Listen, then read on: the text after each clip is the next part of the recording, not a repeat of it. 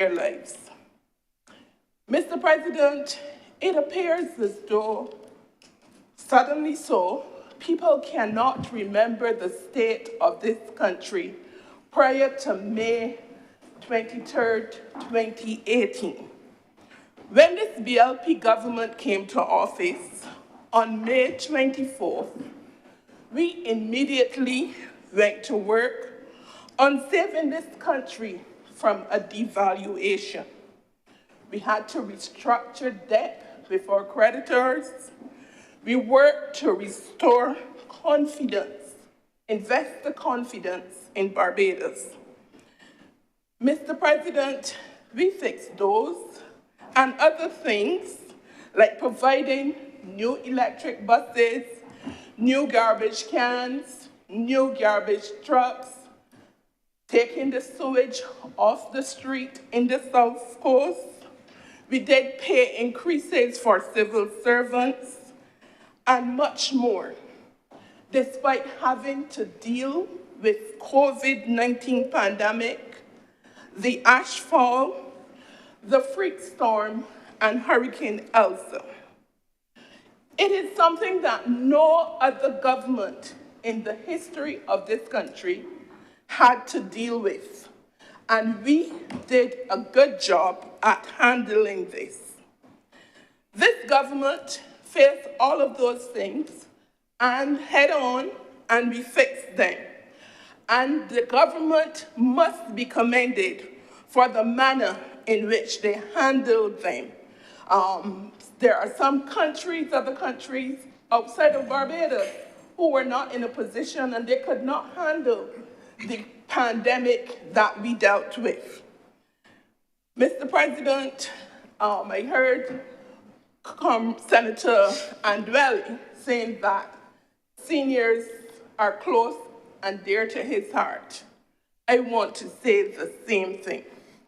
And the senior citizens of this country have toiled long and hard in the building of Barbados and should be comfortable in their golden years.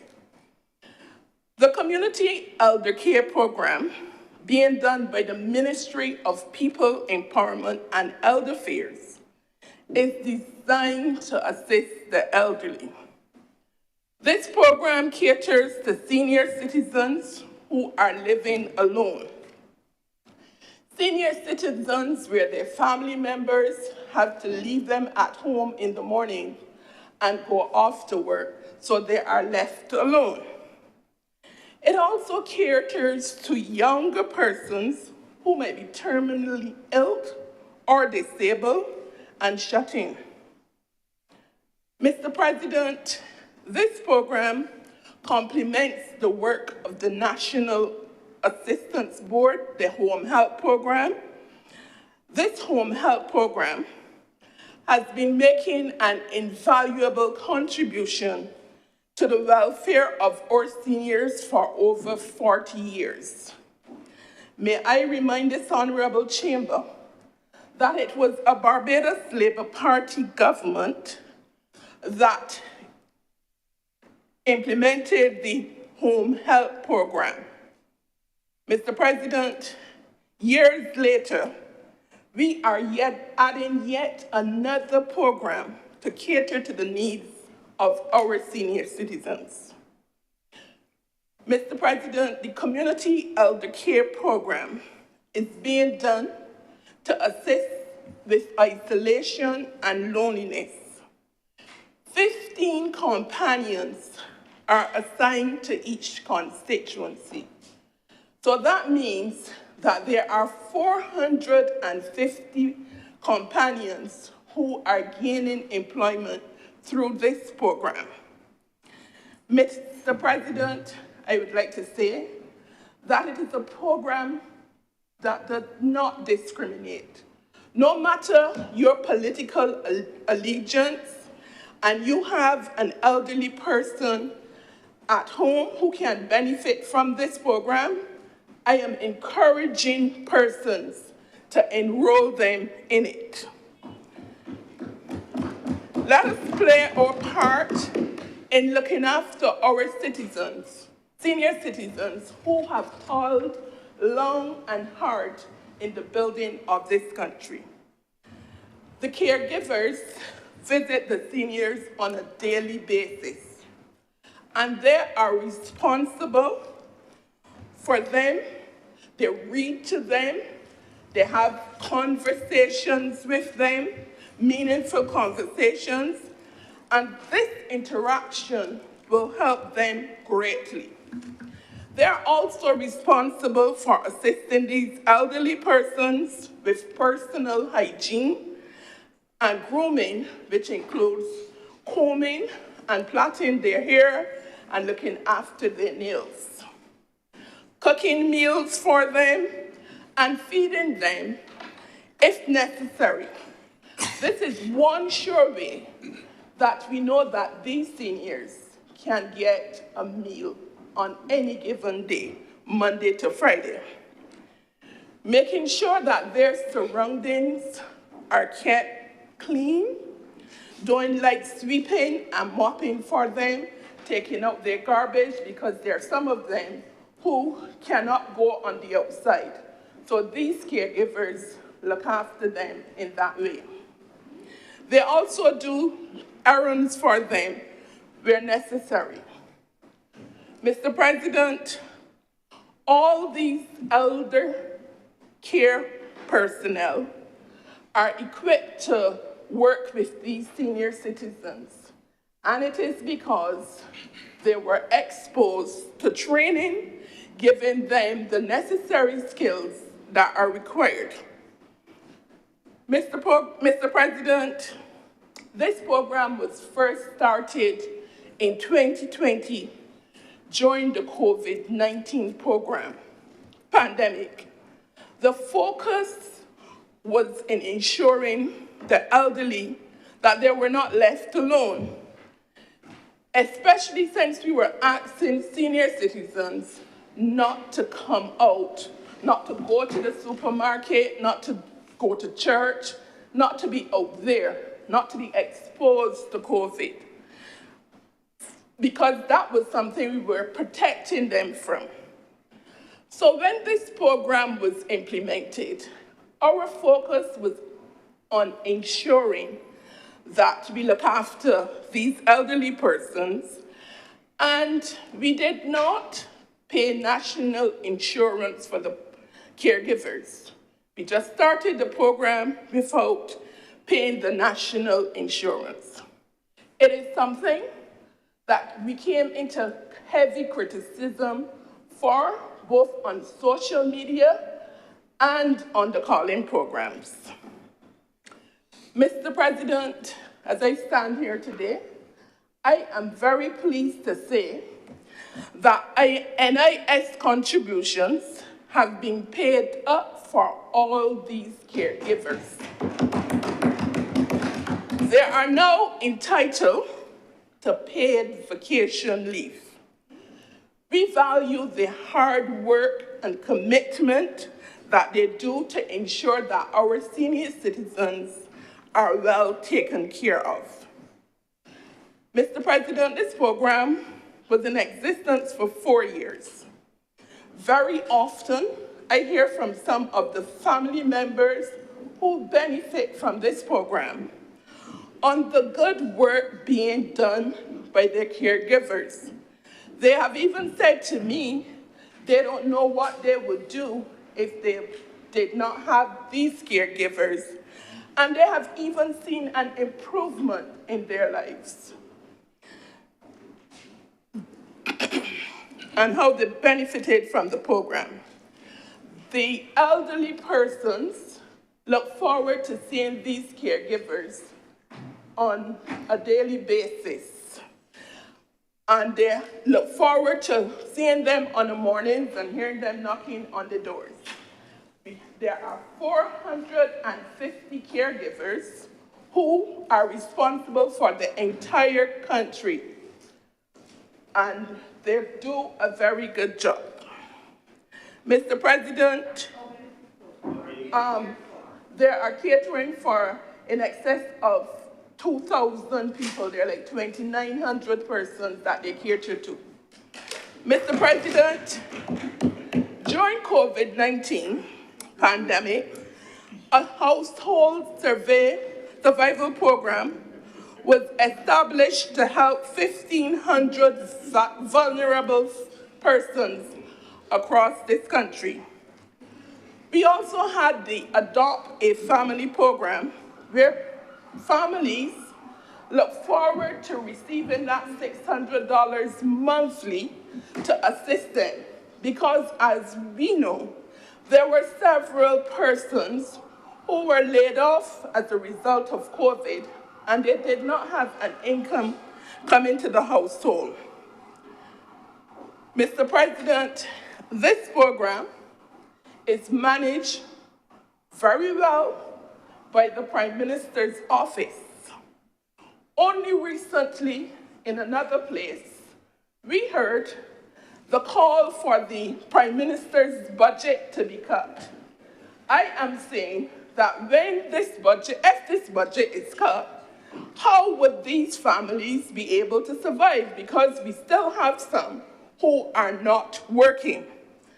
But I know the Barbados Labour Party's government is a caring government, and we will not do this to the families who are dependent on this $600 monthly.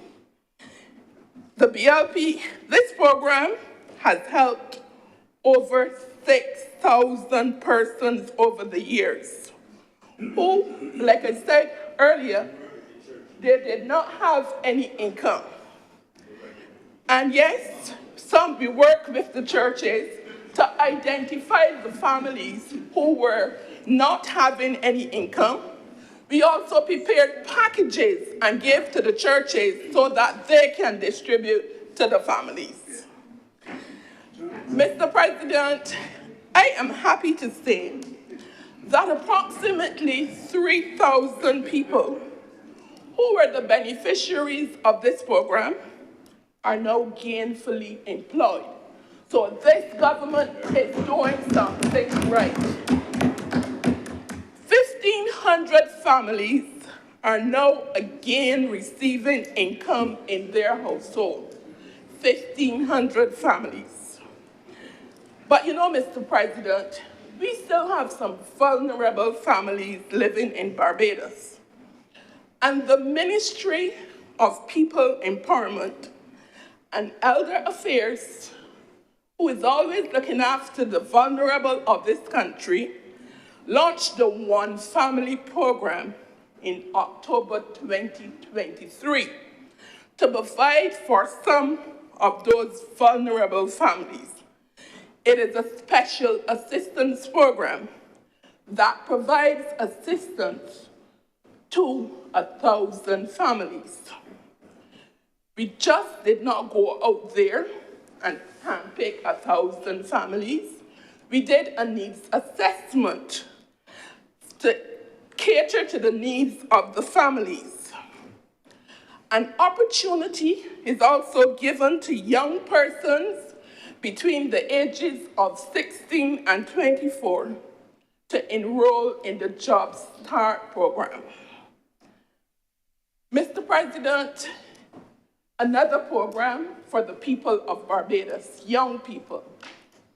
The Job Start program is managed by the Ministry of Labor, Social Security, and the third sector. This program started in February 2024 with some young persons who belong to the 1,000 families that we identified who have little or no job experience being a part of this program. They would not just be going out there to work. They would also be receiving a stipend. So they are benefiting from the job experience. They are getting a stipend that they can assist themselves. I don't know if it's lunch money, and I don't listen to a side senator voice. It is something more than they had before on a daily basis. So they are getting the stipend from this program. Yes, you can speak to me after so I can speak to the Ministry of People Empowerment so you can adopt a family. I know you want to. Mr. President, on a daily basis, I come into contact with several persons who have genuine needs. And I have to interact with the various ministries for assistance for them. Very often, I do not say Senator Paris. I don't say Pat Paris from the Barbados Labour Party. I said, I am Pat Paris. Some of them don't know me. My job is to help all persons coming for assistance. Quite recently, a young mother who needed help urgently came to my office and poured her heart out to me, explaining her situation. It was the first time I was meeting her, and it was the first time she was meeting me. She only heard, go to this office, ask to speak to Pat Paris, and you're assured to get some assistance. Hearing her case, it brought tears to my eyes because her concern was genuine. When she left my office, I immediately went to work. I called the school that her child was attending to make sure what she said to me was actually happening. And I called the Ministry of People Empowerment to work on her behalf. The lady from the Ministry of People Empowerment visited her. They did a needs assessment, and I am happy to say that the young child and the mother, they are now comfortable, living in comfortable circumstances. The young lady came back to my office last week, and she too was emotional again. She did not come to ask for anything. She came to me to say thanks and how what I had done for her had made a significant difference in her life. She said, "You are my friend, and I will be calling you." This is the type of work that this caring Barbados Labour Party government do.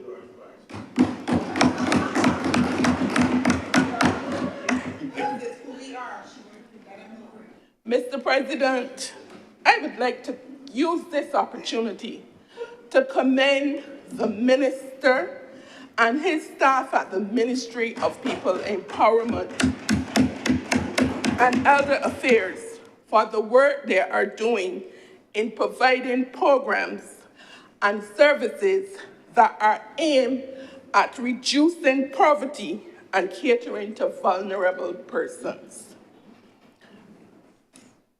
Mr. President, I am smiling because when this program was implemented, the Barbados Labour Party had no end of criticism, and I'm referring to the Trust Loans Program, which provides assistance for ordinary persons who did not have any collateral and could not walk in a bank to get as little as $5,000. They wanted to start their businesses. The Barbados Trust Fund loans came to their rescue. We got over the criticism in 2018 when this program was launched, and we are happy to know that we have people who are effectively managing their businesses. From November 2018 to January 2024, the Barbados Trust Fund loans has given 6,975 persons opportunities and provided training for 2,700 persons.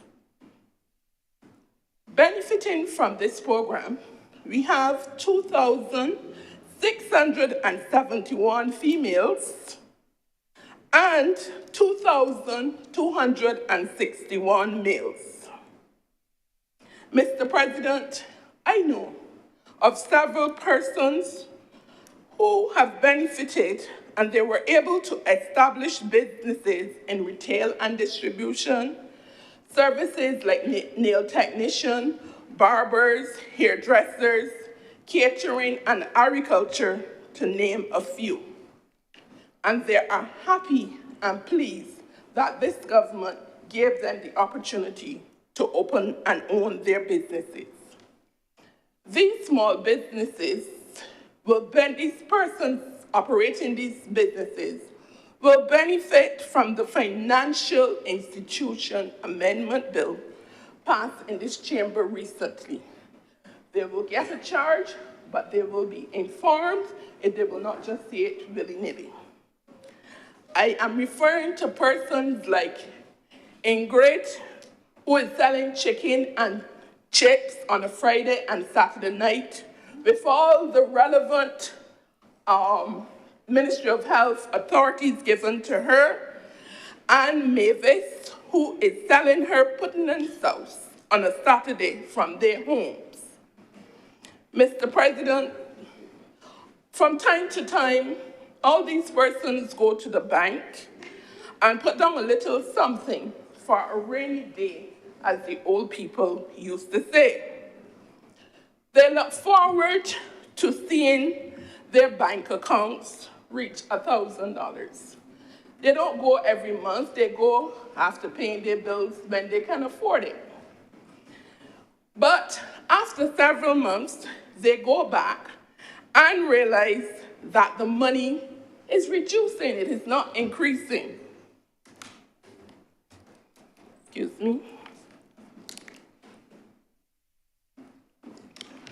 This reduction is the result of the monthly fees being charged.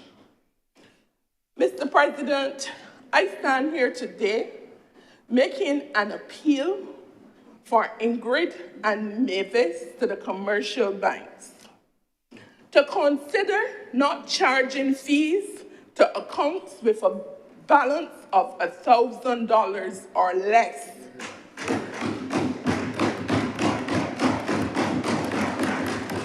These small business owners can benefit from this. It allows them to reach that $1,000 balance that they are trying so hard to achieve. Over the period of its operation, the trust fund has observed a notable emergence of female entrepreneurs operating businesses in subsectors that were predominantly dominated by males. These sectors include animal husbandry, vegetable farming, auto valet, auto mechanic, landscaping, joinery, carpentry, plumbing, tiling, construction firms, electrical installation, freighting, and yes, taxi operators. Mr. President, a BLP government is known for giving opportunities to females and uplifting them. This is evident when we look at the number of females in Parliament, the number of females in Cabinet today. And I would also like, through you, Mr. President, to remind this honorable chamber that a Barbados Labour Party government established the National Commission on the Status of Women's Affairs in 1976. A total of 212 recommendations were made, and which saw most of these recommendations being implemented. And with the implementation of these recommendations, we saw a spectacular rise of women to prominence in this Barbados society. This again, is done by a caring Barbados Labour Party government. Mr. President, I am happy to say that we are not like the Democratic Labour Party opposition, who tends to use their females and push them in a corner. They are only good for frying fish cakes and working at coconut bread and sales. We do it at the side of the road. We know how to do it. We care. We care. Mr. President, I continue to say that we listen to the people in opposition, in government. We are listening to them too. And we are doing so that we can hear what they're saying. We fix the problems they are facing them head on, fix them. When we came to government, before we came to government, we did something called BLP on the road, where we went to all the constituencies across this country. We listened to the people. We heard them. And immediately on coming to office, we fixed the problems of the people. Mr. President, this one again is near and dear to me. The water woes of the people living in St. Joseph, St. Thomas, and St. John was one such promise that we kept. On All Year's Day in 2015, when most persons were out looking to see what they're going to wear to church or what they're going to wear to the party, the then opposition leader, Mayor Amor Motley and her team, we went to St. Joseph, we went to St. Thomas, and we went to St. John to hear, we were in opposition, to hear firsthand and see the experiences and promise them relief, and we did. Mr. President, I can speak of the horrors of the residents of St. Joseph, what they went through. I remember the many times I said to my family members who did not have water for weeks, bring your clothes by me and wash them. The many times I cooked for them so that they could be comfortable. I felt their pain. In December, though, 2021, the government honored the pledge made to the people of these parishes in 2015. That is when the reservoir in Castle Grant in St. Joseph was commissioned. Mr. President, quite recently in this chamber, we vested lands to the NHC at Castle Grant in St. Joseph for public purpose. Persons moving into this development now do not have to worry about water woes. Mr. President, I am also happy for the people of St. Joseph because this large housing development was the first major one for this parish since 2004. And I repeat, this housing development was the first major one for St. Joseph since 2004. This parish, the parish of St. Joseph, was neglected by a Democratic, I'm saying it slowly, Labour Party government who abandoned the outpatient clinic in Horsill, leaving the residents of St. Joseph to catch 3 buses to go to the David Thompson Polyclinic. Mr. President, a BLP government fixed that, and the residents of St. Joseph from May 2021 now have a spanking new outpatient clinic. The facility is more spacious. It is offering more services thanks to the Ministry of Health. They have free Wi-Fi, podiatry and mental health clinics, family planning clinic, and a pharmacy, and more. But I stopped there. About plane in St. Andrew. Mr.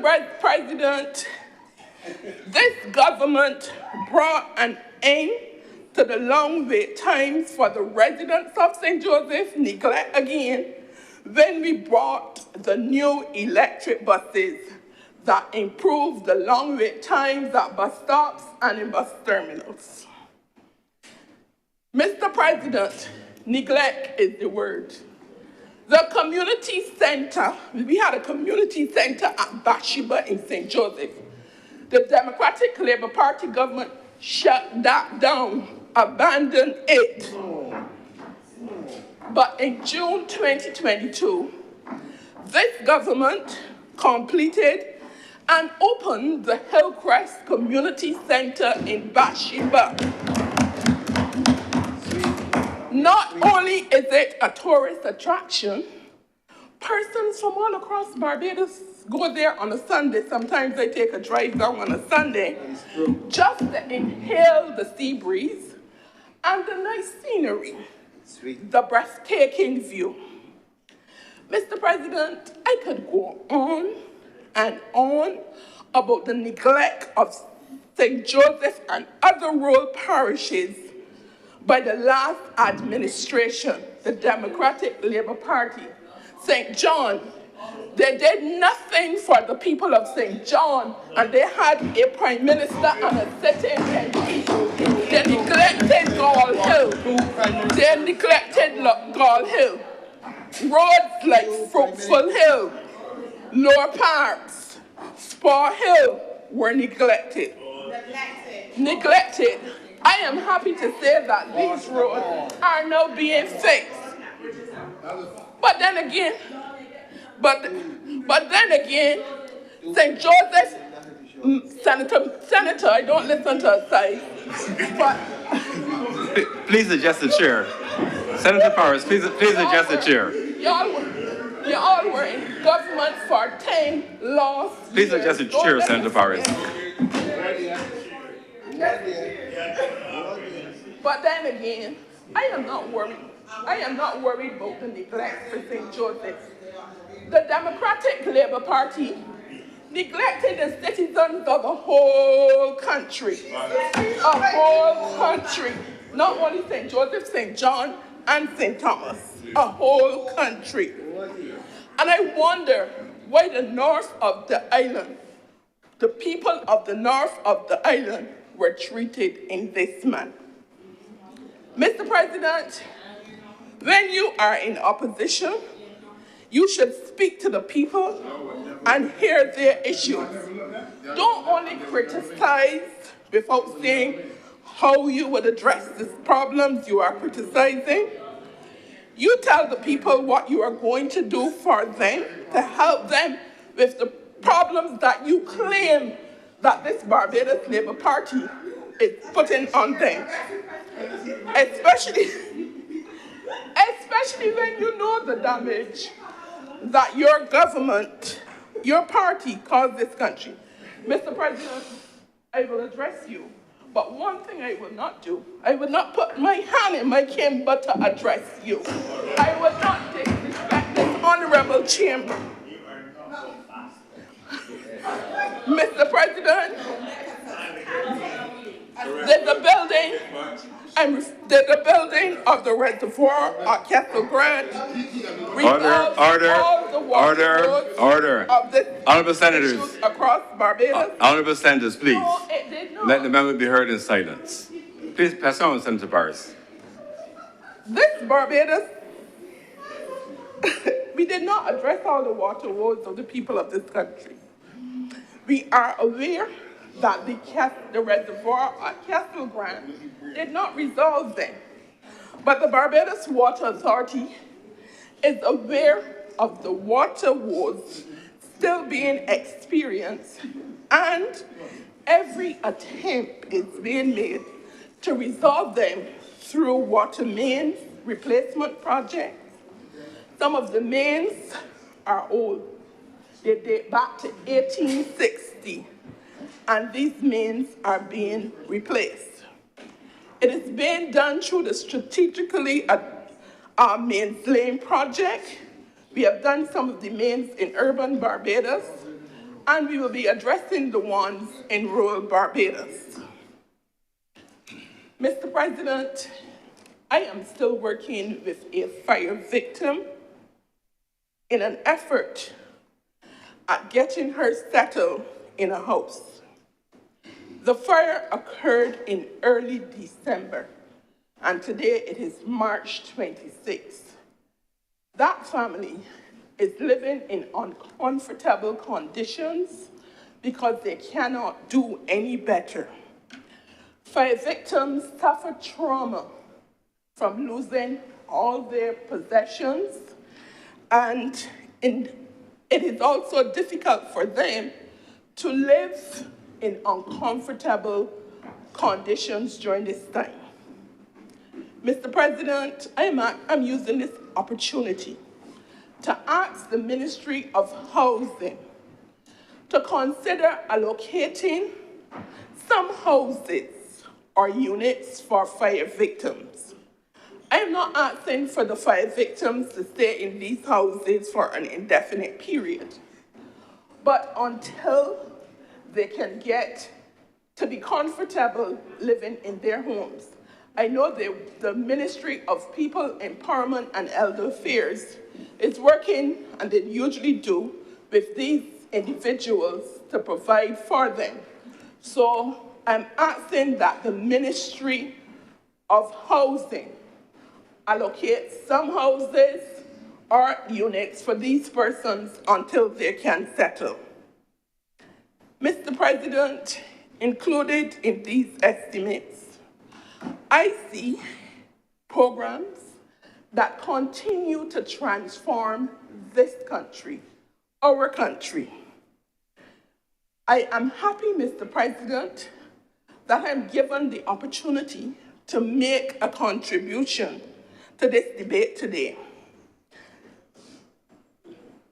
I once again pledge my support to this bill, and I say to the people of this country that despite the challenges we face from 2018 and the criticism we are constantly receiving from the other side, we are doing programs to show that as a government, we take our manifesto pledges seriously, and promises made are kept.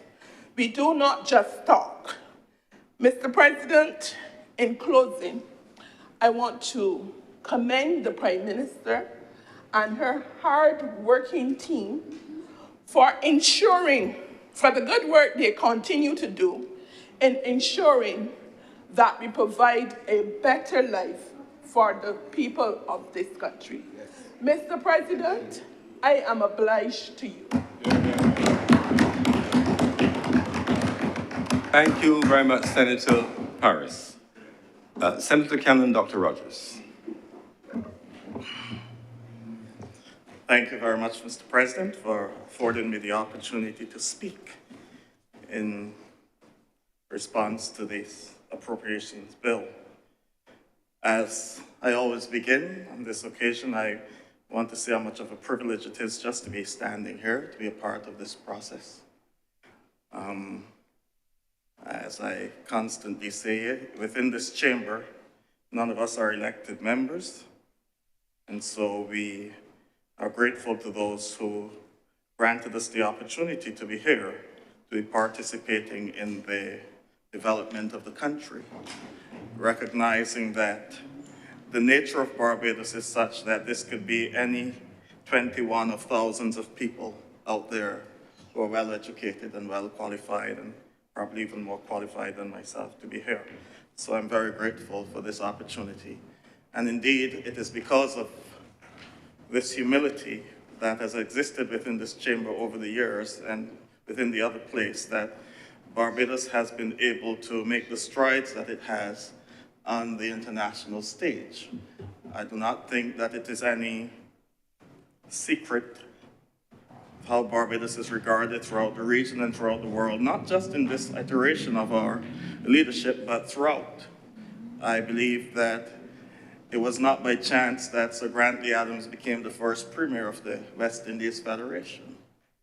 Neither is it by chance that great Sir Errol Walton, not Sir, the Honourable, His Excellency Errol Walton Barrow, the Right Excellent Errol Walton Barrow, is still quoted and has been quoted by every leader of this country since then, just on that little maxim that basically sets out what our foreign policy will be. In our interaction with other nations, we'll be friends of all and satellites of none. And therefore, it should come as no surprise that that is being taken up by other regional leaders at this point in time. I believe that the current Prime Minister of St. Lucia has quoted it probably more than Errol Barrow even said. It just speaks to the nature of what we have developed over time here in this country, and something that those of us who sit in this chamber and in the other place should seek to preserve in the little epoch of time that we've been given to serve. You know, I had the opportunity just last year to visit Egypt, sir, and I saw the pyramids, but one of the things that struck me when you heard the stories of the pyramids, when they were found, they were covered with sand. People didn't even know they were there. A great civilization that's lost in time. And I've said that to say that let us just remember, let us not take ourselves too seriously here, but recognize the serious job that we've been called to do in terms of the leadership of this country. Sir, as in all the estimates that appropriation bill debates that we've sat in, estimates are estimates. And basically, some of the same issues will emerge from time to time as they have emerged this year and have over the last few years. But one of the things that struck me was in Senator Malalu's speech earlier this morning. He said, we need a change of governance.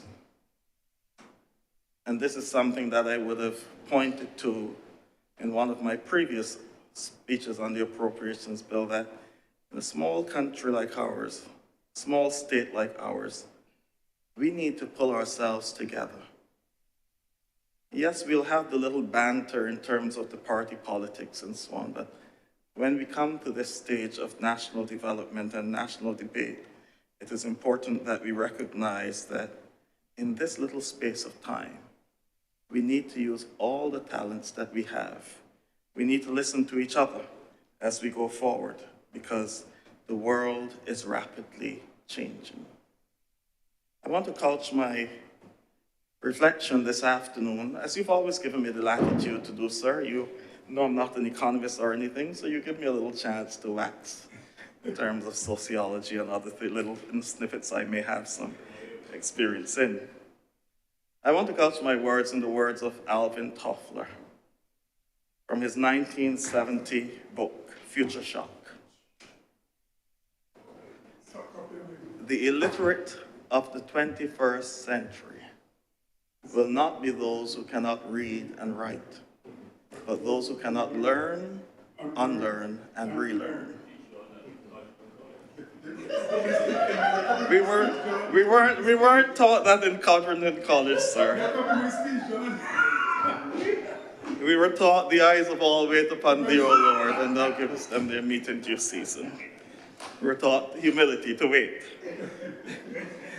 And so, sir, Toffler's comments speak to the reality of the 21st century. It is a world that is constantly changing. In some instances, progressive, in others, regressive, and in most, we don't have a clue. That's just the reality of the world we exist in at this time. It therefore means that small island states like ours we'll have to be nimble to navigate the challenging waters of the international world. We will constantly have to learn, unlearn, and relearn in quick time, sir. Mr. President, we must be realistic in this country. There must be an element of sobriety when we're talking about national development. I've been resident in this country for over 39 years. And I can ever bet that every time a government changes, there are certain hot topics that will come. One of them will be loans. So it was the bullet loan from Japan at one point in time. You remember those days, sir? Then it was the loan to build a new prison.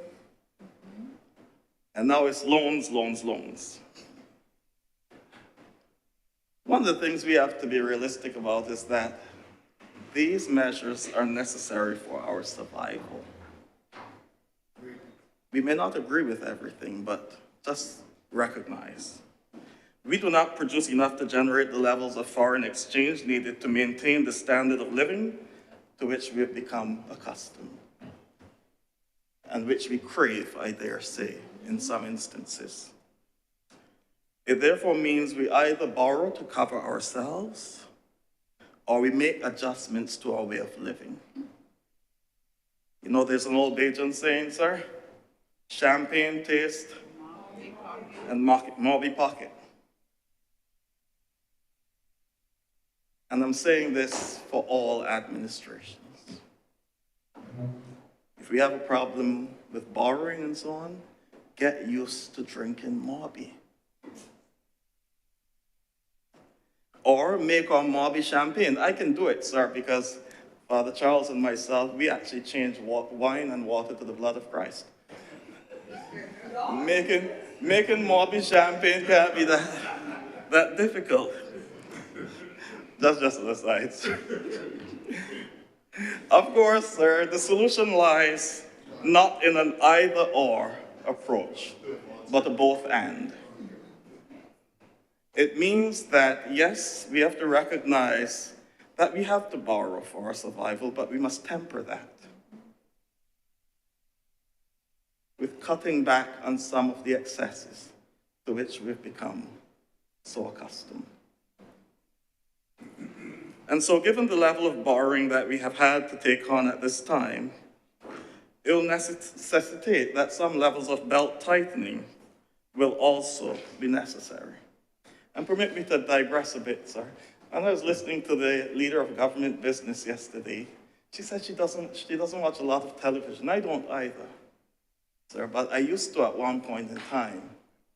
And I used to watch a lot of Sesame Street. Yeah. And Sesame Street had this little story, sir, where on one occasion, this little figure called Cowboy X was running through the town, putting X's all over the place. And they couldn't get him to stop. And one little boy said, has anyone ever thought of asking Cowboy X not to write up the town with X's? I said, well, we never thought of that. So they went and asked Cowboy X, will you please stop marking up our town with X's? He said, well, sure I will. And everybody sighed a sigh of relief. And he said, from now on, I'll be Cowboy O.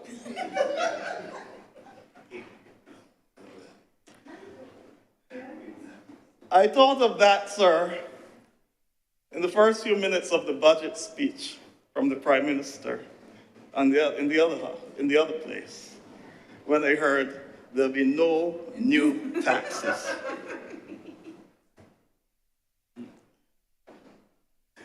There's a reality that we must face coming. Let's just hope that the effects of Cowboy O won't be as severe or more severe as Cowboy X. For we all walk the streets of this country, sir. We know that things are a bit tough out there for some people. People will be forced to make adjustments in their lifestyles. And as we heard, our economy has only just returned to pre-pandemic levels. Let's not fool ourselves. We grew out of a hole. We're just now at pre-pandemic levels. So let's not get all cock-a-hoop just yet. And while the economy has returned to pre-pandemic levels and is showing signs of further growth, as we heard mentioned by several speakers in this debate so far, the governor of our central bank has made it quite clear that it will take time before it trickles down to the ordinary people.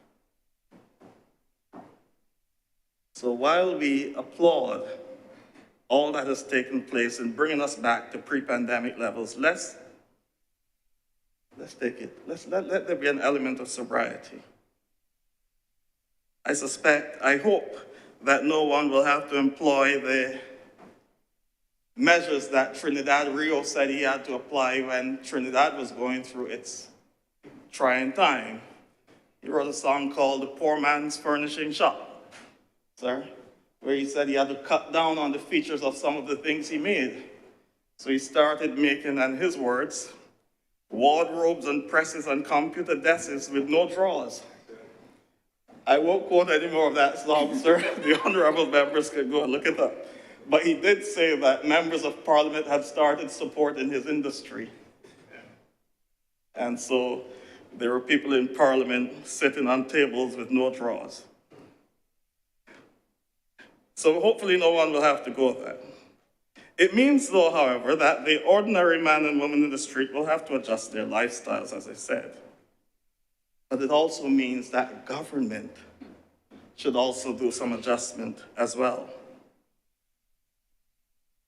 Another bugbear that I believe has plagued every administration who has gone out of office, and the new one that has come in, consultants.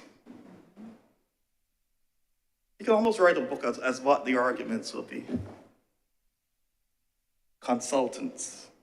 For as long as I can recall, administration after administration has accused the previous one about the number of consultants that it employs. I'll quote here a bit from, if I'm permitted, sir, a 2019 article from Barbados Today. The experience in this small economy is that government consultants/advisors become quasi-civil servants by their continuous loitering outside the state's treasury. In our case, some consultants are even loitering in Great Britain at great cost to the Barbadian taxpayers. That was 2019. And we can go back and back and back and hear about consultants. Government, therefore, will have to consider the optics, where there are large numbers of consultants. And now, Senator Malalu already spoke this morning to concessions. But the ordinary person is struggling. The ordinary person is struggling, waiting for the crumbs which fall from their master's table. As growth continues, and we pray that it continues, it is imperative that we find ways of ensuring that those at the bottom benefit from the growing pie. Housing has been mentioned several times already, and housing has always been one of those topics. Again, every administration has sought to deal with the housing problem. One time there was a calypso saying that the Minister of Housing was planting wooden pole. All over the country was planting everything, houses, houses, houses everywhere. We're now thinking about 10,000 houses. But the reality, sir, is that many of the people for whom these houses are intended cannot afford them. They're not affordable. The cost of real estate in Barbados is very high, and the cost of the houses are very high. And when you look through the schedules of personal emoluments, you recognize that there's a cohort of persons in there who can only dream about owning some of these houses that we're building. And so, sir, I believe that I would have mentioned it sometime before. one of the things that we may have to seriously consider is building some affordable, replaceable houses. What do I mean by that, sir? We cannot build anything to withstand some of the ferocious hurricanes that have been coming our way. So let's not put too much money into it. Build something that can be easily replaced and build some nice shelters where we can go when things get bad. I'm just thinking that that's a possibility. And so, while I commend the government on the work that it's been doing with the economy, let us not fool ourselves that there's a lot of hardship out there. There are a lot of challenges out there. And there are a lot of people who cannot participate in the pie because, as the central bank governor said, this trickle may not reach them anytime soon. In the area of sports, sir, I have to take a deep breath to do this. I wish to congratulate the University of Waterford.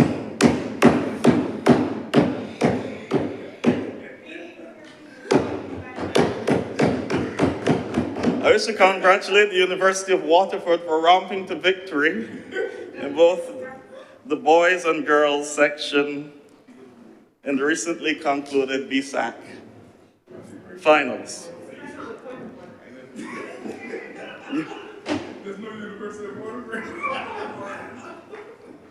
I meant Combermere, sir, for their victory. And I want to commend the young ones and their coaches and so on of all the schools for their participation and for what they would have achieved. I always remember, the period of COVID when we couldn't get out and so on. The little ones could not participate in those things.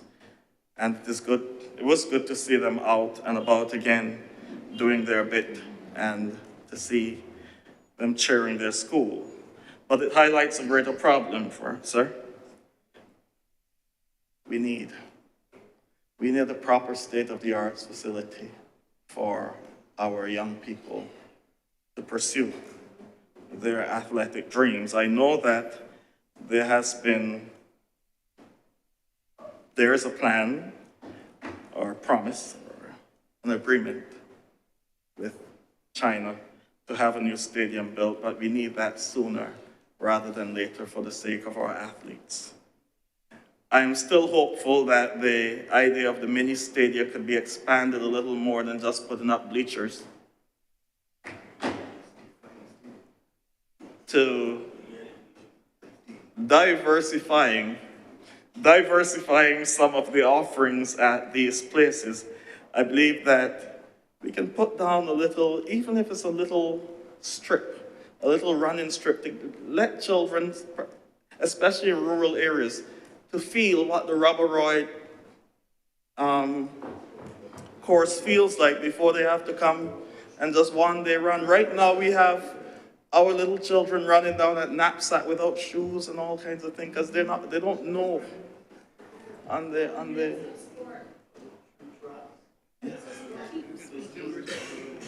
I understand, but I just wanted to highlight, a youngster from St. Andrew who has great talent, or St. Joseph, as Senator Paris would have pointed out, who has talent, should not have to travel to town just to feel what a track feels like. Yes, I used to be an athlete too, so I was sprint champion of Lodge in 1990. A long time ago. Right. I played cricket too, I was captain. And it goes beyond just providing for our athletes, sir. It is about attracting sporting events here, attracting a Carifta, attracting something like what we used to have before in the Texaco Games, where athletes from all over the world came to Barbados, and we had the facilities to do that. I think we can get back there, and we ought to get back there very soon. I wish to congratulate the management of Comey and all involved for keeping the Kensington Oval in the state that it is, that we could attract the T20 finals later this year, and I look forward to that event coming. And so there are some things happening in the area of sports, and I commend the government for the work it's doing, but I also wish to encourage us to move with haste in terms of the erection of a national stadium and the building out of those mini stadia that we've been promised, so that our young people and old alike can have facilities where they can go and exercise and practice. Sir, under the head of education, I wish to just make some short comments. Taking into context Toffler's statement, learn, unlearn, and relearn. It does not mean that reading and writing are not important. But what it speaks to is that in the 21st century, we'll need to have more than that. We'll have to have critical thinking skills, problem-solving skills. And for some time at the national level, we've been discussing the reform of our education system, a long time. Some solutions have been offered, some more radical than others. Under the previous administration, DLP-led administration, we saw the increase in the number of sixth form schools on the island, and I thought that that was a positive thing. I remember this because the first Barbados Scholarship winner from the St. Michael's School was Nathan Lovell, now Dr. Nathan Lovell. I remember him because he is one of my young people at St. George Parish Church. He plays the organ and so on. I was very proud.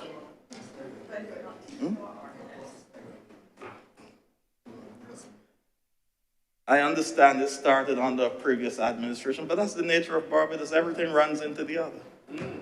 That's why, as I've said before in this chamber, that our politics is very mild, because one can leave the bosom of one party and nestle in the other one within the twinkling of an eye. That's how it works. That's how it has always been. Likewise, I wish to also commend the Christchurch Foundation, Spring Memorial, and all the other schools that have gotten sixth forms that are performing well. And I want to especially commend the students and the teachers, the hardworking teachers at these schools. As I've said, teachers cannot be fully compensated for what they do. And so we must always remember that.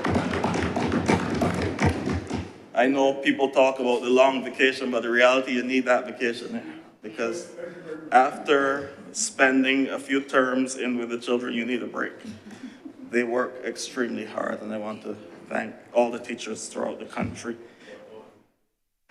This administration has conceptualized the reform of the education system, which is outlined in its Reimagining Education in Barbados, the draft which was available from October last year.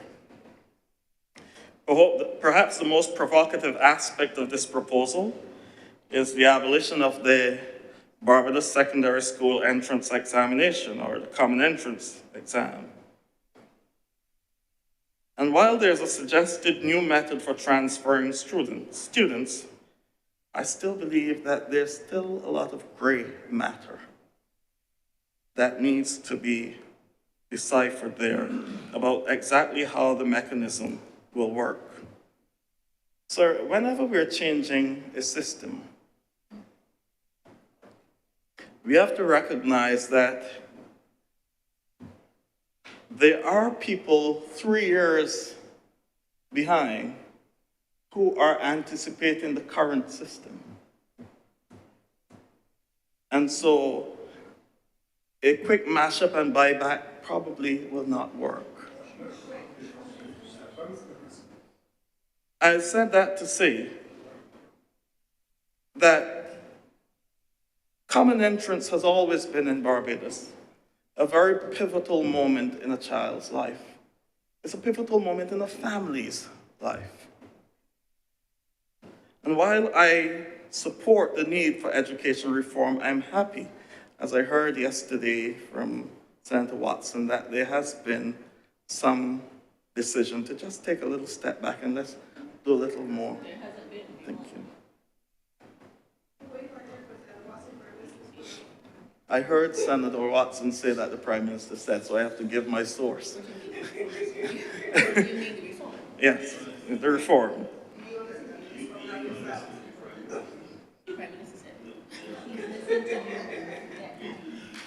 I just said I heard yesterday. You can. It's a pivotal moment in a child's life, sir, and let us not forget why common entrance came into existence. Long before Fimba, the soca artist, had sung his song about where you're from, what your name, who is your mother, who is your father. And I won't go on to say what the rest is.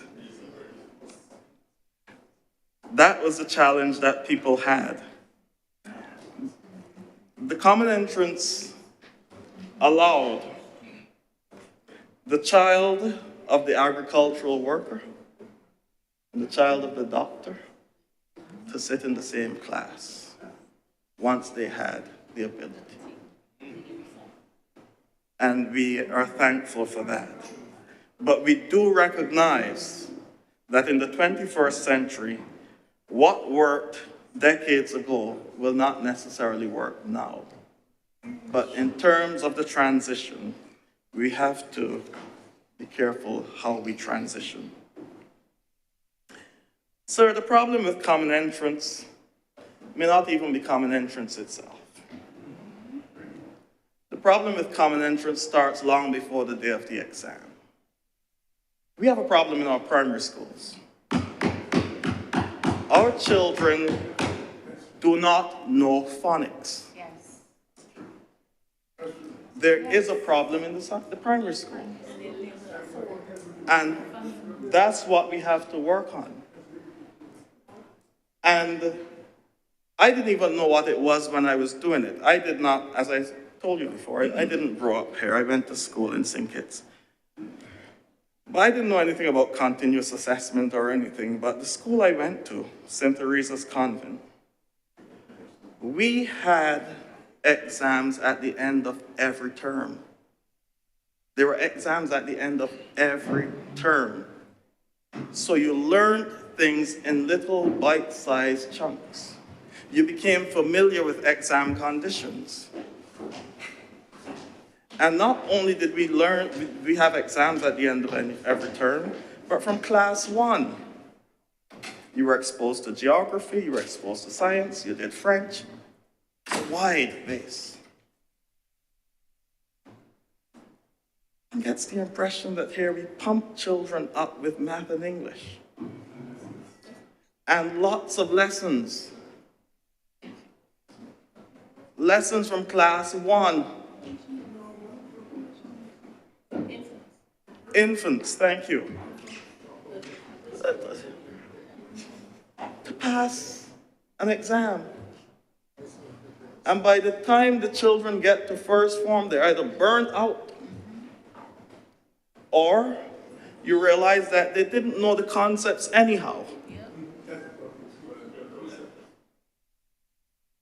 They were just coached to pass an exam. And we can't operate like that. We need to go back to the basics and deal with the basics and build from there.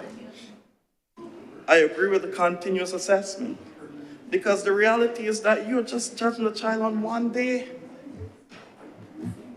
One day.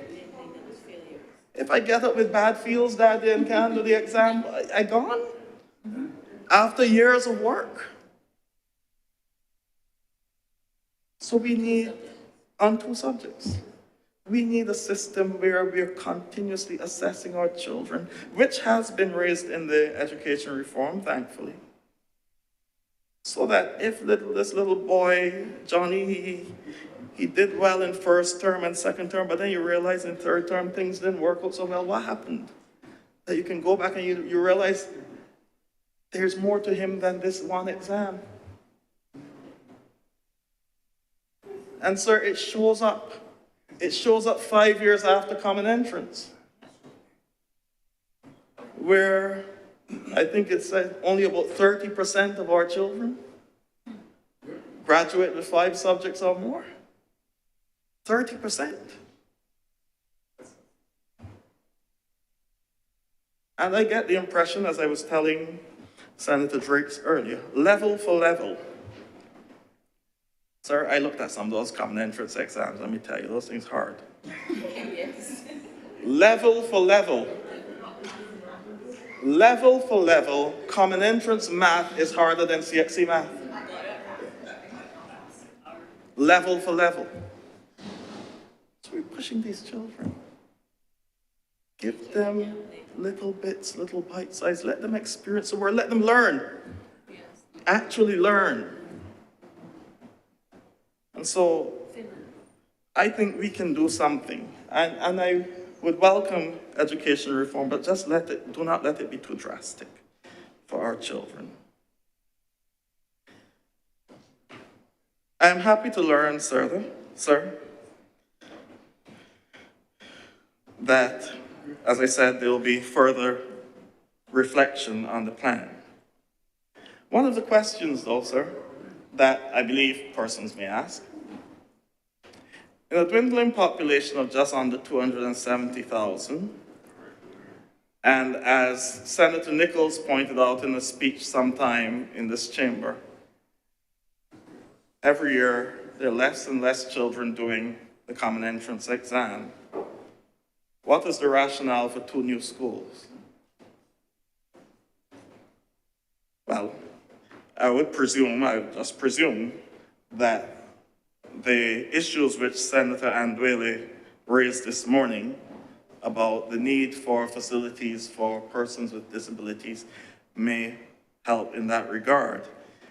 But you know, if I want to be facetious, when one looks at the areas where these new schools will be, Charleston Park and the old St. Angeles compound and so on, one is tempted to believe that they may be for a certain group.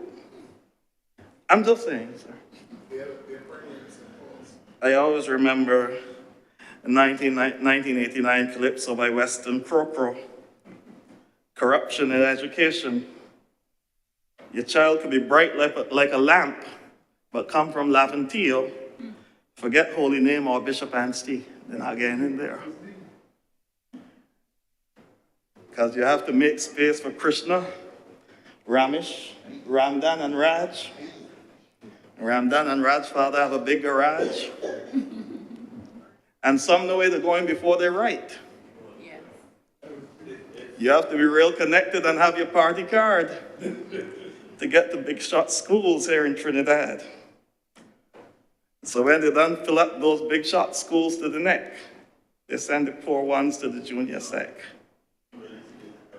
Because only high class in the class. Fa la la la la. But I leave it there, sir. All I say is that we welcome the discussion on education reform, but I also welcome the need for a broader look at it, a closer look at how we'll implement, because our children are involved, our parents are anxious, parents are concerned. Let's take some time, let's get it right. Let us work together and build it. I stole your speech, sir. Sorry. Just thought I'd ask. Sir, on the area of agriculture, I am happy that the Minister of Agriculture would have reported that there has been an increase in production, I believe he said in the year 2022, 23, and that is welcome. It is one of those areas that should always occupy a considerable portion of our time when discussing the appropriation bill. Why? Because all of life is still maintained by 12 inches of topsoil. As Senator Dr. Charleston Brathwaite, when he was here, former member of this chamber, constantly reminded us, food security must be paramount for us as a people. We must focus on food security. And it is something that we must do with a degree of urgency. However, as I've highlighted on more than one occasion, it is one thing to say we must grow more hair. We must also train the taste buds of our children to eat what we grow, because they don't eat it, many of them. It requires effort, but it is imperative. Loans are just that, loans. They have to be repaid, and while we will seek to boost our productivity and foreign exchange earning capacity, we can also mitigate the strain on the economy by reducing the amount of foreign exchange going out by way of the importation of food. Sir, just last Friday we observed World Water Day. I don't know how many of the honorable senators know the theme for World Water Day was water for peace. And there's a reason for that. Because in about 9 years' time, about 40% of the world's population will not have access to water. And you know why it's water for peace? Because you can start fighting. You start fighting for it. And so, in the face of climate change and the challenges that we're facing, I wish to commend to us a food that, according to Daphne Ewing Chow, senior correspondent for the Forbes magazine, said,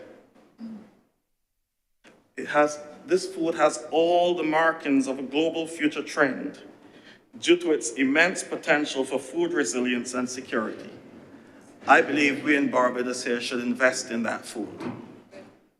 Yes. It is a food called Artocarpus altilis, breadfruit. Breadfruit, sir. A full study on it has revealed that it is an energy-rich, low-fat food that is gluten-free, high in fiber and minerals such as calcium, iron, and potassium. Its protein is more digestible than the wheat, with higher essential amino acids content than staples such as rice, corn, wheat, potato, and soybean. What used to be fodder for the slaves has become the superfood of the 21st century. The stone that the builders rejected will become the head in the corner. But without this study, we do it. This is how we survive. This is what we've lived on for years, those of us of a particular vintage. But the problem is that our children aren't really eating it. And it is much more nutritious than any of the other staples. And we have it right here. We have to retrain the taste buds of our children. Yes, it has adverse effects, sir, but we don't worry about those.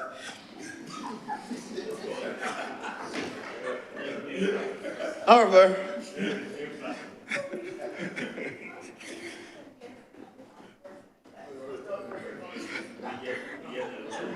there is, however, sir, there's another matter under agriculture that I would wish to draw the public's attention to and your attention to, sir. In the lead up to the presentation of the appropriations bill, we have grown to the various ministries going to give an account of their stewardship in the well, as we call it. When agriculture was being discussed this year in a response to a query from the leader of the opposition regarding the medicinal cannabis industry, the minister, according to Starcom Network, reported, U.S. banking hurdles have stalled Barbados' efforts to establish a medical marijuana industry. despite government spending $17 million over 4.5 years on the project.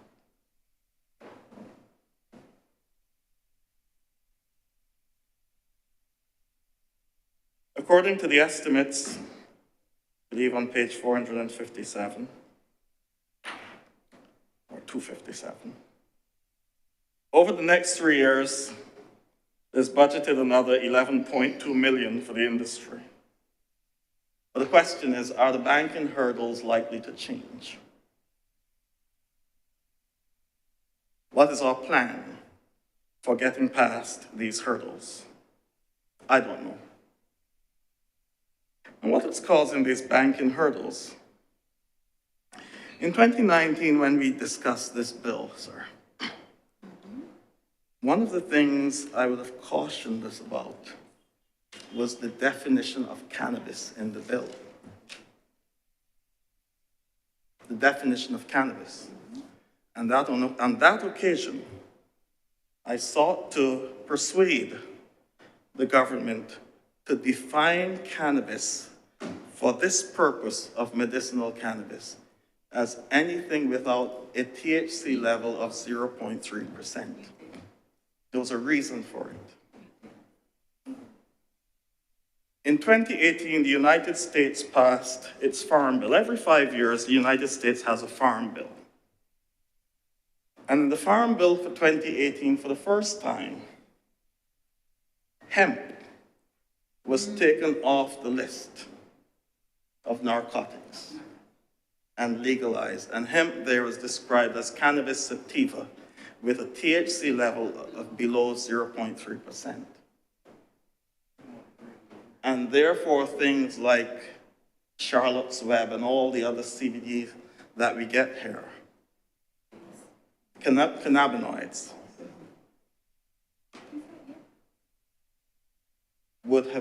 are legal. Had we gone that way, I suspect we wouldn't have had the hurdles we're having now. Because what you have in your cannabis bill is an illegal substance at the federal level.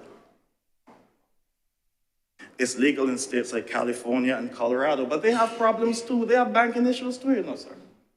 They have lots of issues because they can't trade across their borders. You can't trade between states because that's a federal crime. It's an illegal substance. And on that occasion, I warned us, if we go at the lower level, we can get through. The Farm Bill was due for reassessment last September. It was pushed to this September 30th, 2024. But there's an election in November. Are they ain't touching that? So it's another 5 years of stalling. And all it requires, I believe, I may be wrong, all it requires is a simple amendment to that bill. Because currently, our bill is, though it says a medicinal cannabis bill, the cannabis there, because it's not properly defined, can be construed as marijuana, which is above 0.3%, which is illegal. And so it's still Lent, sir. It's still Lent, and you know, last time we talked about metanoia, repentance, a change of mind. There's still an opportunity for a change of mind. We can fix it. Sir, I'm speaking here just to ensure that Barbados can get the best it can possibly get. I did not vote against the medicinal cannabis bill because in principle I supported us doing something, but certainly, if we can fix this, think of all the other things we can do. Hemp is the most versatile plant in the world. Many of the great paintings, the Van Goghs and all those were done on hemp canvas with hemp-based paints. Imagine what we can do as we build out our imagining education. We can create canvases where our children now can practice, and we don't have to worry about the major costs. We can do it here, because they're just working, just practicing. Bed linen, clothing, every rope, anything you can think of. And you know the thing about hemp, sir? You can get about 2 or 3 crops a year, you know. Short-term crops. All it requires is one little change. I may be speaking simplistically, simply. There may be more to it than that, and I'll be willing to hear the more. But certainly, I believe that little change can make a big difference. And all the medicinal properties that we want from cannabis, hemp has 300 times more CBD than marijuana with high levels of THC. But I will leave that there for the experts to deal with. But I still believe that there's an opportunity for us here. And so I want to encourage, listen, the reality is, sir, if we want to go with the high-level strain of THC, just recognize we're going to have a problem. And even if the market's open, the Emerald Triangle in California alone is 67 times the size of Barbados. 67 times the size of Barbados. So we can make our choice. My thing is, go at the lower level, diversify, see what products we can do to use here to help to build our own people up, and see how it can assist us in cutting down some of the things that we import of a versatile plant. And so, sir, I want to conclude my statements. I've been very short. I yield my 15 minutes to Senator Nurse. I want to also encourage the government, and this is a very serious matter, sir. I take this one very seriously because, again, I raised it in 2019. Do not offer the Rastafarian community promises that you cannot keep. Do not offer the Rastafarian community promises that you cannot keep. I know that we are talking now about assisting them and helping them in their develop their medicinal cannabis, whatever, sir. If you have a problem, they have a problem, and they're already frustrated. They already feel like they've been victimized over the years. So let's be real. Let's go to the guys and let them know what the problems are and why we can't do X, Y, or Z. Let them know how far you can go with them. Perhaps you may have to tell them that all I can offer you is hippie weed, hippie disappointment, which is what hemp is called. Hippie disappointment. You have to be real with them, sir. They see themselves as an oppressed community. They see themselves as a disadvantaged community. They see themselves as a community that has been oppressed over time. Don't offer them another carrot that you cannot provide. With that said, I wish to once again commend the government for the appropriations bill. Managing a country like Barbados in a time like this can never be an easy one. And I want to commend all those technocrats in the ministries who work tirelessly day and night to do what they do to keep Barbados running. But I also want to remind the government that, as Senator Watson said yesterday, quoting somebody, 30 out of 30 is not 100%. There's great hope for our country. There's great hope for our country, and you have been elected to lead this country at this time. These estimates suggest in many areas that we are seeking to keep apace with the shifting tides, the international waters. But also be aware, as I've had reason to quote in this parliament before, pay attention to what the people are saying, even if it appears to be a minority. Even if people appear to be silent, pay attention to the silence as well.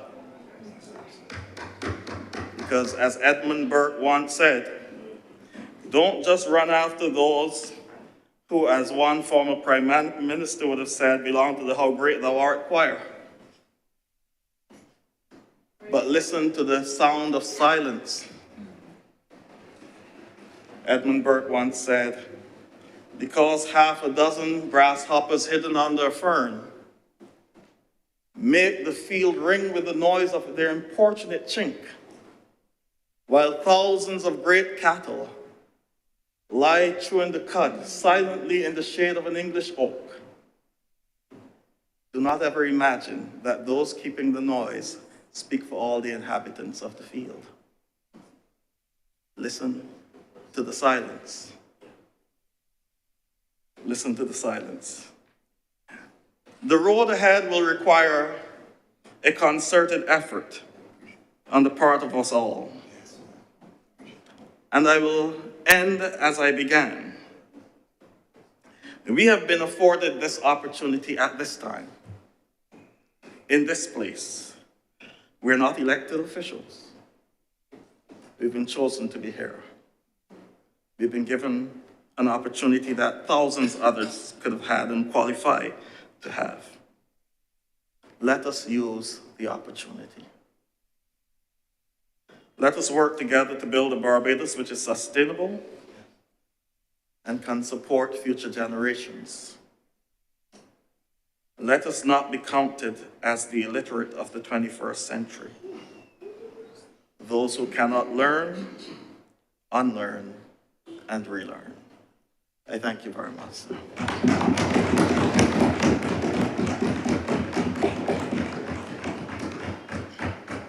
Thank you very much, Senator Cannon and Dr. Rogers. Senator King. Thank you very much, Mr. President. I want to start by saying I listened very carefully yesterday, and last couple of weeks also, to a lot of the conversations happening, not only in these chambers, but on the call-in programs, in the streets, in the newspapers, and something was mentioned yesterday by Senator Drakes that really caught my attention when she mentioned that a middle class was under pressure at this time in Barbados. Remember that? And listening to a lot of the conversations, marches and all the other things going on, one would think that the honorable members within the Senate,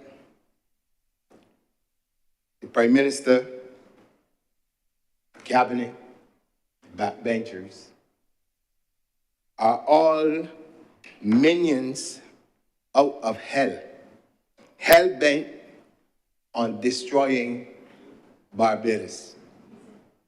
You listen to some of the comments and you ask yourself, are we in the same place?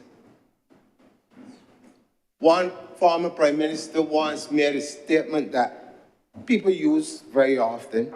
Barbadians have short memories. But I want to use a personal story if I can, sir.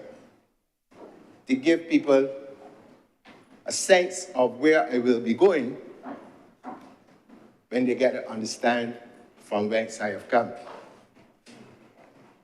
As a young man, I got my first job at government industrial schools. Young person.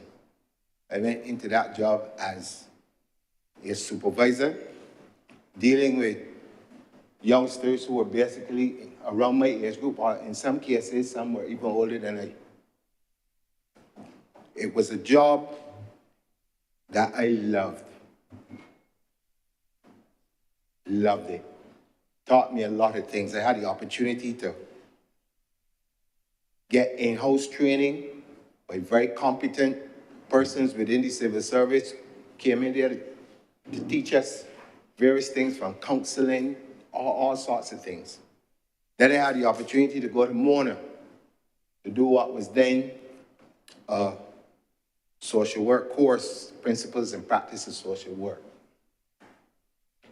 And I came back to Barbados as a young person, 24, full of ideas and energy.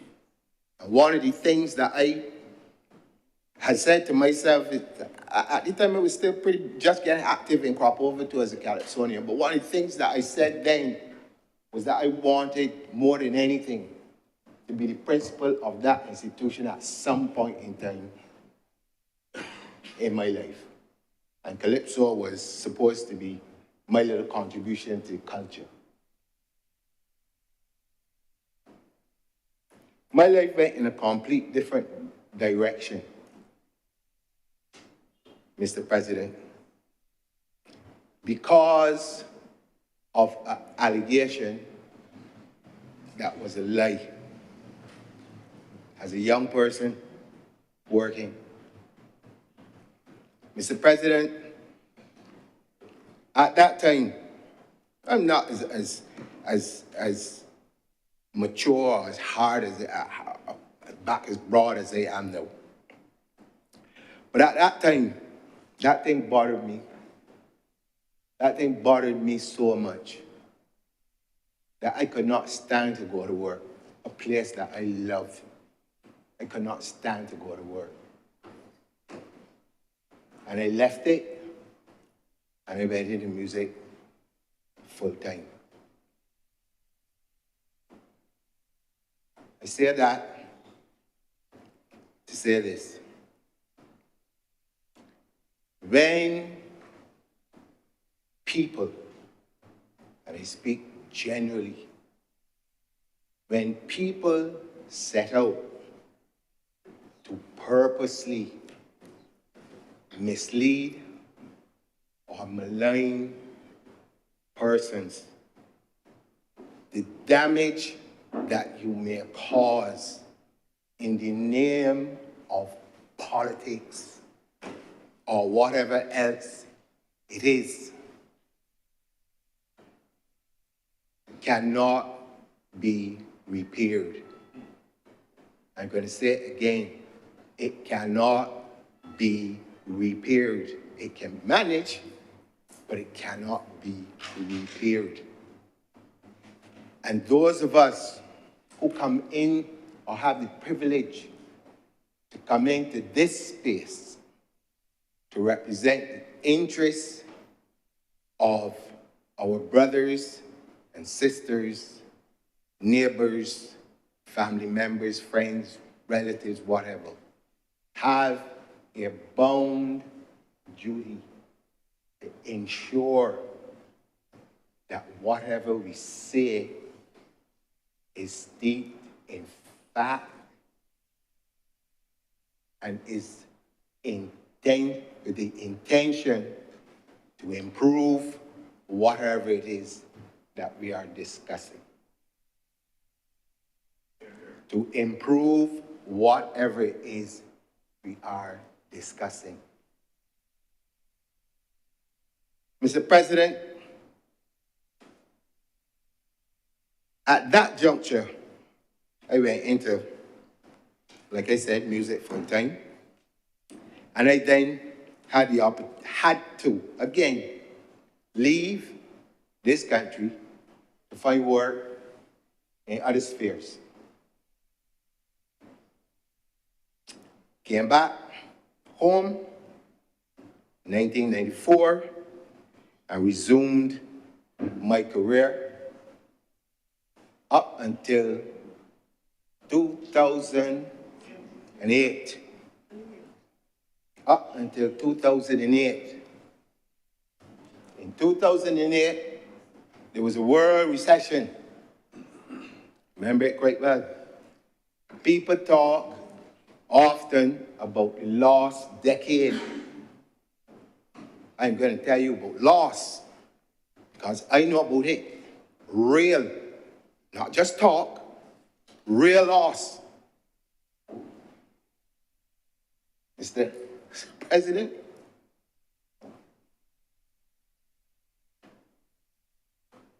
having at that particular point in time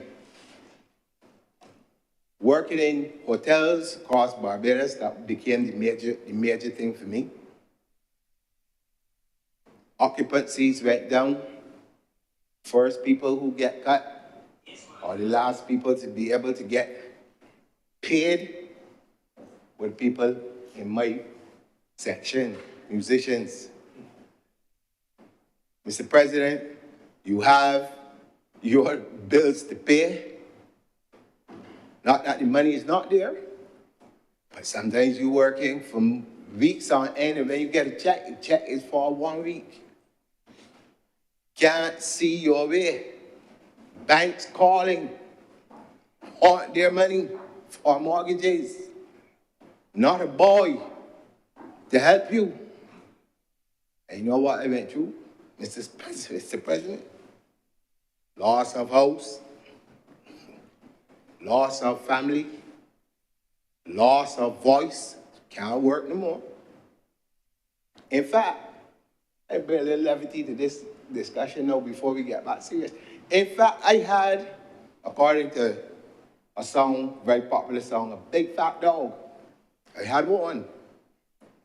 He's the last one to leave. He's the last to leave.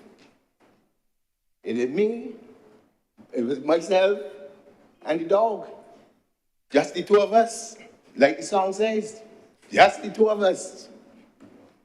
And one day, the dog come home, he look at me, shake his head, walk through the gap, never come back.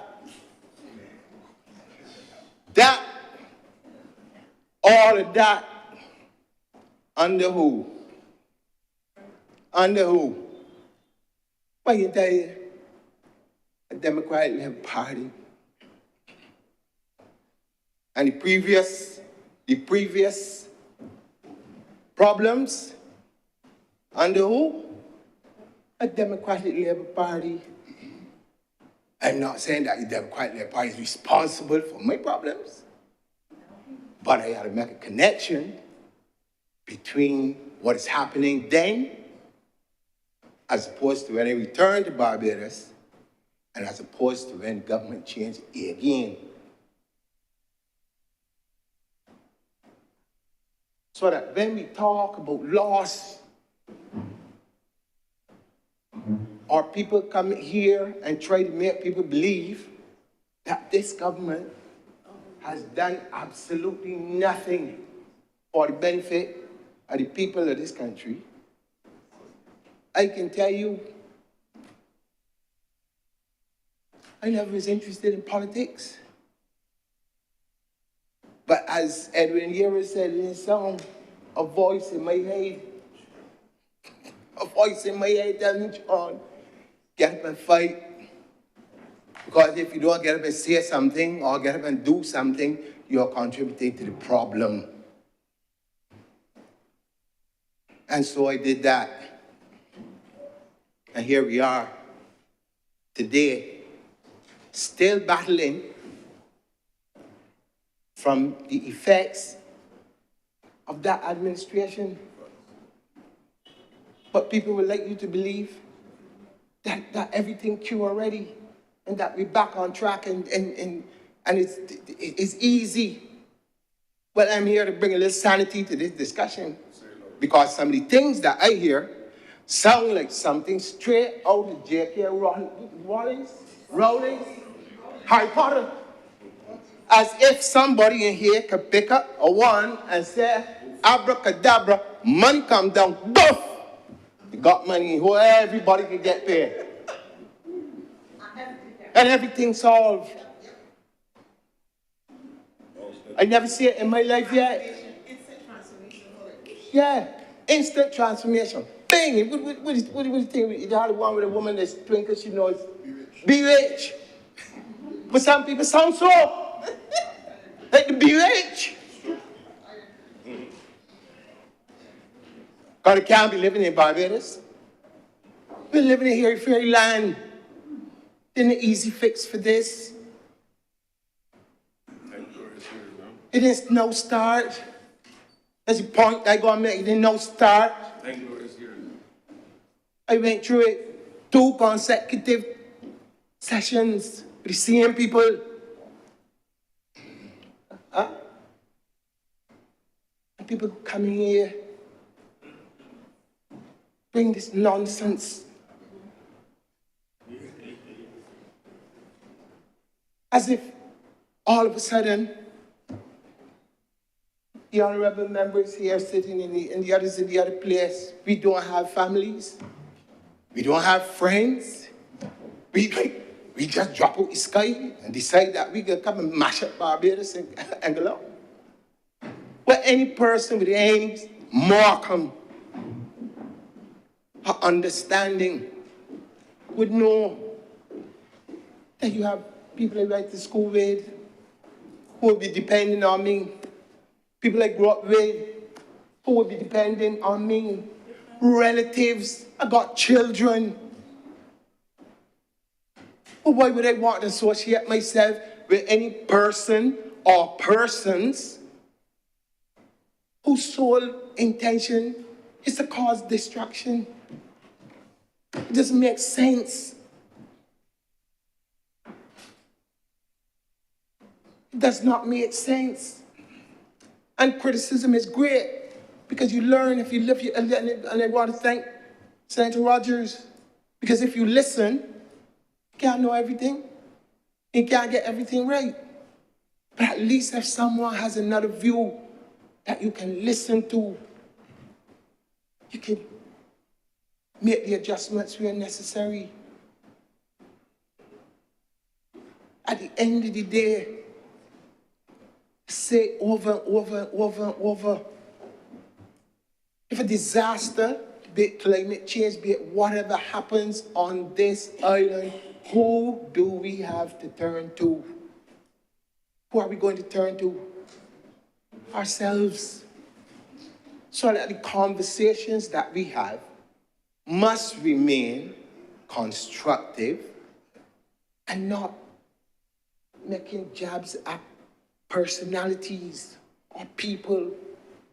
You know, it's interesting that I hear a lot of people now talking about educational transformation. Everybody got a lot of fancy talk as to what it is and what should happen, and I find it really interesting. Because when I went to school, there were a lot of things that people wanted to teach me I had no interest in. None. And I make no bones about it. If I'm not interested, I am not interested. That is my right. As a human being, that is my right. But did they have anything in the system at that time other than the basics as was mentioned in here? Now, if I wanted to learn about the business of music, they have it. If we wanted to learn about intellectual property and all these things, they have it. But now that we're at that point, we were ready to accept that the job market is changing and that there are opportunities for our people in various new businesses coming out. I mean, Whoever thought that at some point in time you have something called a content creator? Making millions upon millions of dollars. The world is changing.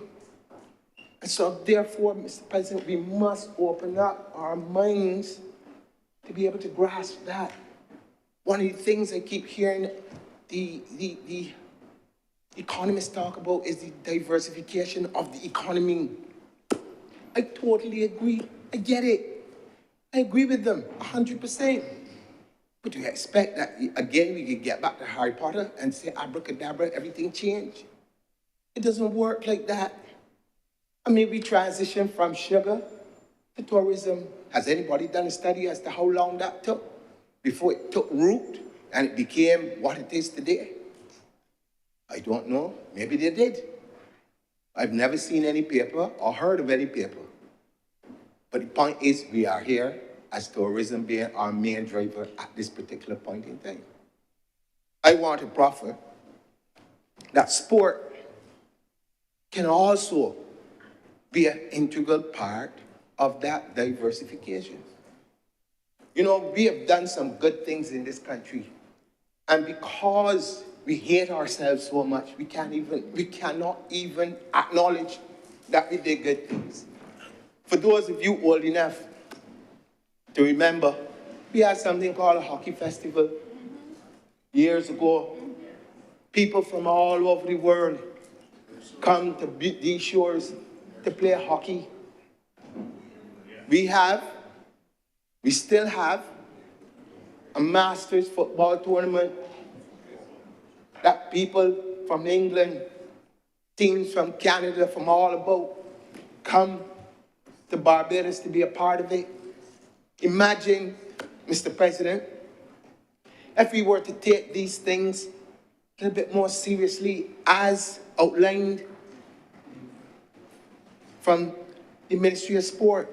This is part and parcel of what they're seeking to do, to build out a unit dedicated to ensuring that sport becomes a viable business and career opportunities. We have a lot of young people coming out of UWI, that sports program there. You have to begin to think differently in terms of how we view this building out. And this is one of the ways that we're going to be able to do that. I want to just remind Senator Rogers, maybe he didn't hear, where as it relates to the tracks. But I believe that the Honorable Minister did mention that they were seeking to build 2 tracks, one in the north in St. Lucie and one in the east where the wise men come from, the very wise men. And it was a very wise decision on their part to put it in the east, where for many years, a lot of great sporting figures would have come from that place. And so I just wanted to give you that information. But as we seek to build out and diversify in sports, we must also take into consideration, as a person who has worked in social work, the value of sport to the society beyond the economics of it. You know, I've said this in other forums before. I made friends all across this island by playing football, by playing rugby, by playing basketball, by playing cricket. Some of my friends are lifelong friends from other schools. I remember the first time I went to CP to play a rugby match. And there was a fellow there by the name, a nurse, I won't call his first name, but he hit me so hard. He and I are friends up until today. Every time I see him, he reminds me of it. But he lived in the north of the country. I live in the east. And we became good friends over the sport. Big men and young men gathering together over the same sports. You have knowledge passed on. when they talk about me going into the government industrial school to work, one of the things that we had there was a very vibrant cricket program and boxing. Out of that program, we have young cricketers. Some of them went to play their trade in England. And we produced some of the best boxers that Barbados ever had as young amateurs who represented Barbados from government industrial school program, which was, again, in association with the National Sports Council. And I think that oftentimes people do not give the Sports Council the kind of kudos that it deserves for the work that it has done over the years. And I want to do that. We need to rectify that. But you could see our young women, cricket is a big deal now. And again, they're talking about ensuring that the women's game gets some more attention. We all celebrate Hilly Matthews for what she has been able to do. But let her be one of many. Jason Holder and the other players, let them be one of many. This country, in the game of cricket, has produced not only the greatest cricketer the world has ever seen, a long line of great cricketers, the greatest that the world has ever seen. If you start to call names, there are people who played first division cricket in Barbados who couldn't even get into the Barbados team or could not even get into the West Indies team. I'll give you a little story, and I always like to reiterate it.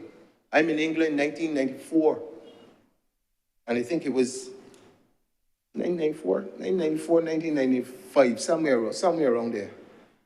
But it was the Ashes series going on in England. And I was watching it on television.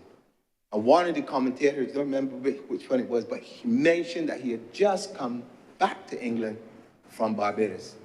And he went on this cricket ground called Dover. And he saw fast bowlers, unbelievably fast.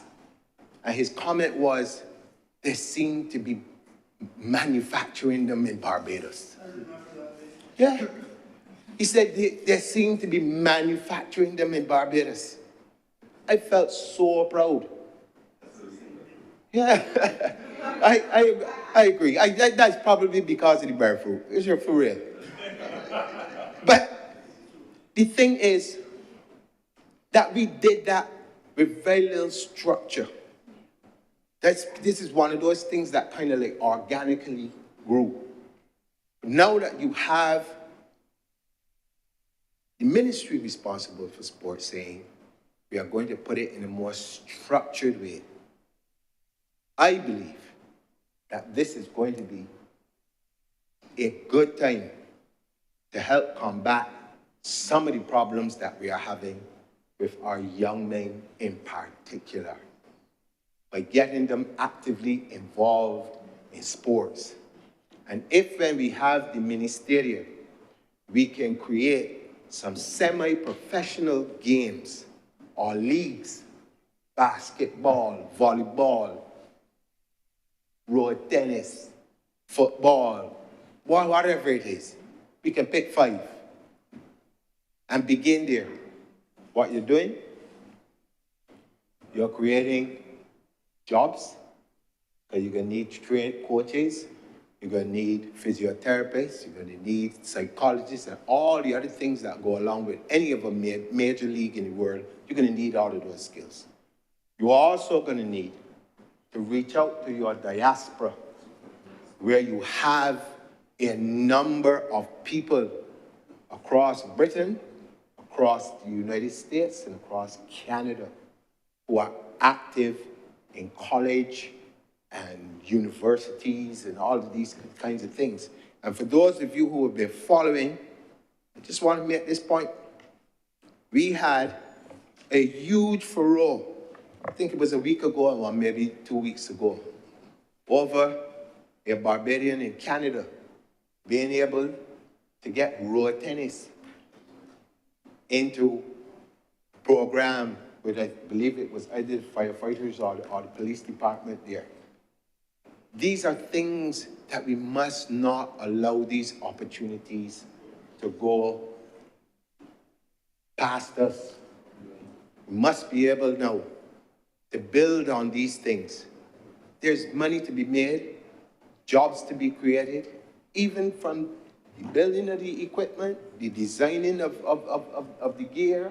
I mean, the list is endless if you begin to think about it. But it will not, again, it will not happen overnight. But we have to begin the steps now to build out these areas for ourselves. Culture. This is always an interesting part of what we do. The emphasis on national identity, more than anything else. Oftentimes when we talk about culture in Barbados, people just think of crop over. And they say, oh, crop over, that's our culture. But there's intangible culture. There's built heritage. There's so many things. And in those particular areas, we've been able to begin the process of unlocking what potentially can be a great money earner for us in a place that we've overlooked for many, many years called the archives. There is so much information in the archives, which is one thing that the British did well in Barbados, is to document everything. Everything. Ship manifest, how many ships came in, what, you can find it. If you're looking for births, you're looking for land ownership, you have all of that information. And in today's world, where information is king and has a high premium in terms of value, we have got to be able to unlock that.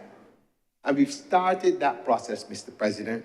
In fact, when I heard some persons mention about people losing jobs in one area, I know for a fact, because I was involved heavily in that at that particular point in time, where a number of young people had the opportunity to find employment in helping to start the process of digitizing the archives.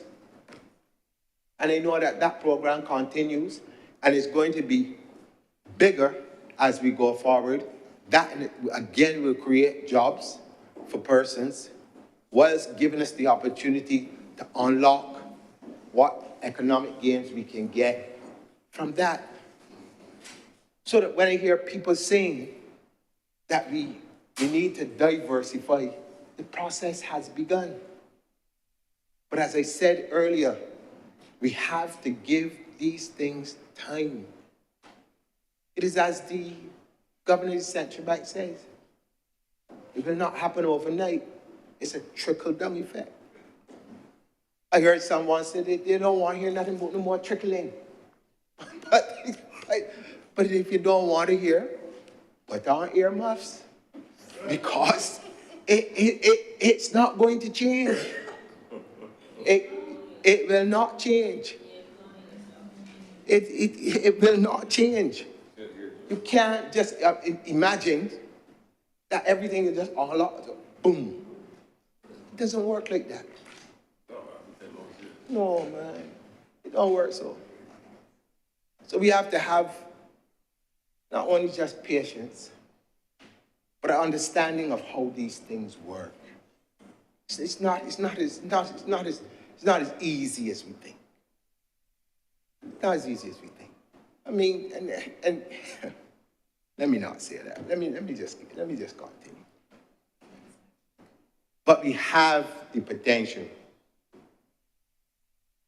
within ourselves to do a lot of things outside of the norms to create jobs and to give people, I use this word, hope. And I say that, hope, because that is something that I heard people talking about also. But they forgot, Mr. President, when we talk about housing, these are big ticket things that people talk about, that there was a program called HELP. House every last person. I remember it well. And it was a monumental failure. A monumental failure. And what could a new government coming in to do? Yeah, hope. I have to give you hope because the help didn't come in. You ain't get the help that you was talking about. So now you learn that it is not, again, as easy as you think. You just come out of a freak storm. Now, here we go. Here it is. We come out of a freak storm where people lost their homes. Let's not play games. A lot of people lost their homes. I was a minister at the time, and I would walk all across St. Philip West, going to people's, trying to console people. Roofs gone. Blow off. People crying. Old people.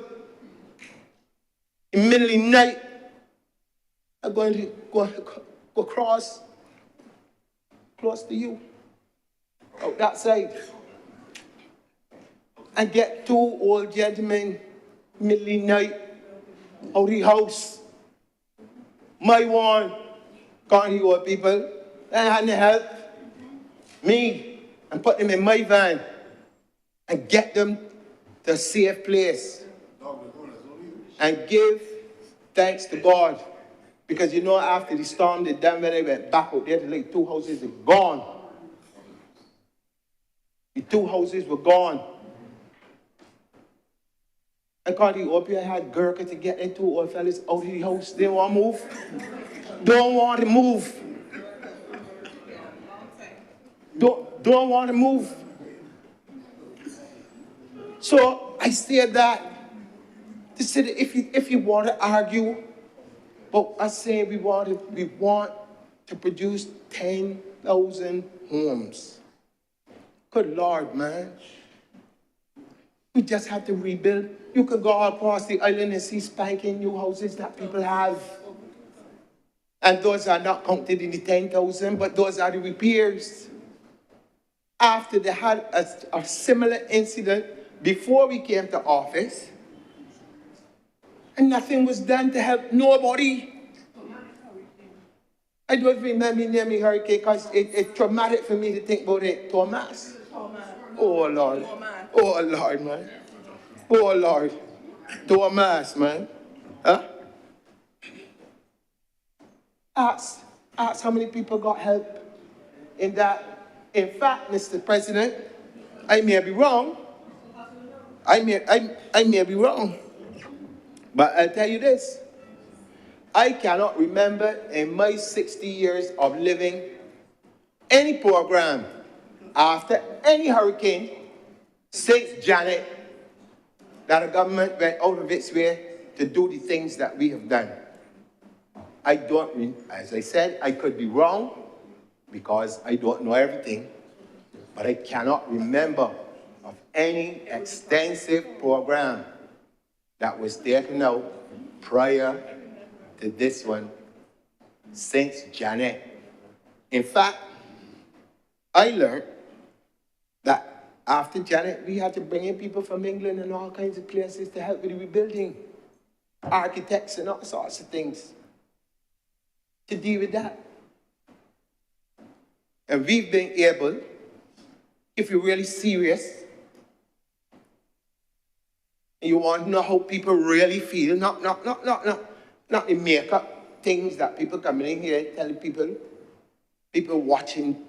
Of course they're watching. Just to caution you, Senator King, I don't think you're suggesting that anyone make anything bring it in here. You're talking about people outside of here. Of course. Oh, I just want to be clear. Of course, Mr. Yeah, yeah. President. I would never do that. Okay, thank you, Senator. Yes. People on the outside making up things and saying that people are watching, but of course people are watching. People have to watch to understand what is going on in their country and who's looking after the interests.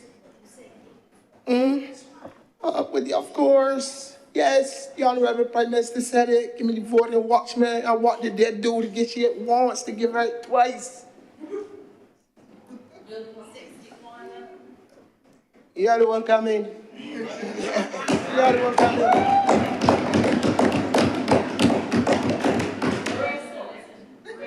You are the one coming.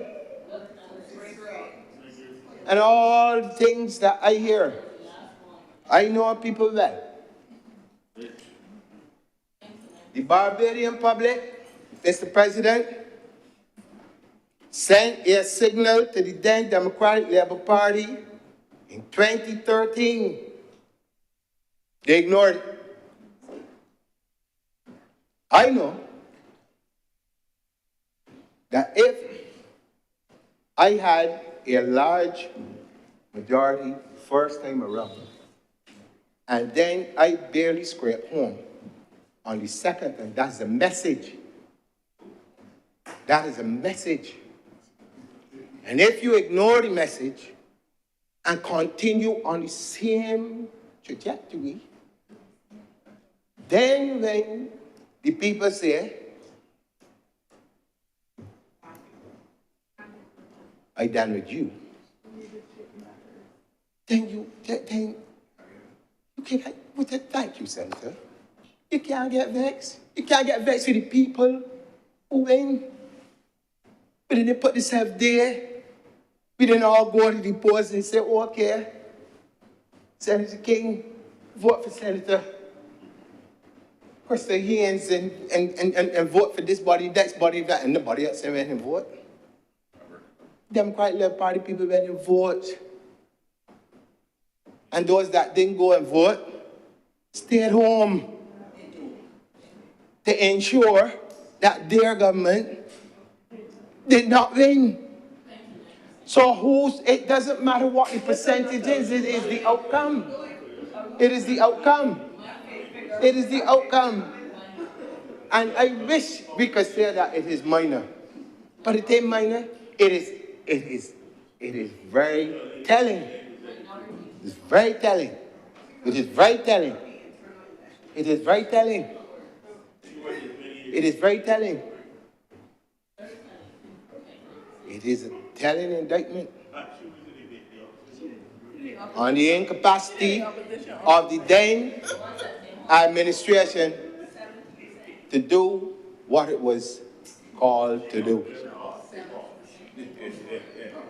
But it is easy, Mr. President, say all the time, that when the shoe is on the other foot, it is easy for anyone to say, you should do this, or you should do the third, or you should do the next, until you get in the position where you have to see what it is that you got to deal with.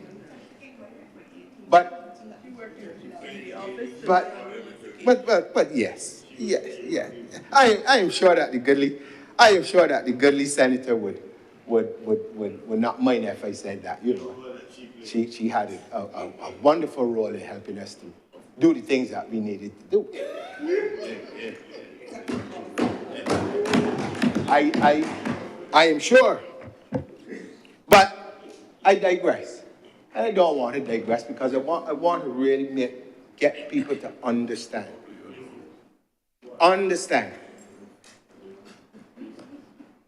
that this exercise, even though we have a lot of grandstanding outside of this building and a lot of strange going ons and a lot of things on the internet, people saying and all this thing happening outside of here, that the real work is done here. The real work is done in here. And it is important that we do not give into shy away from, back down. You got, as the old people would say, you got to bat your hand when you're batting.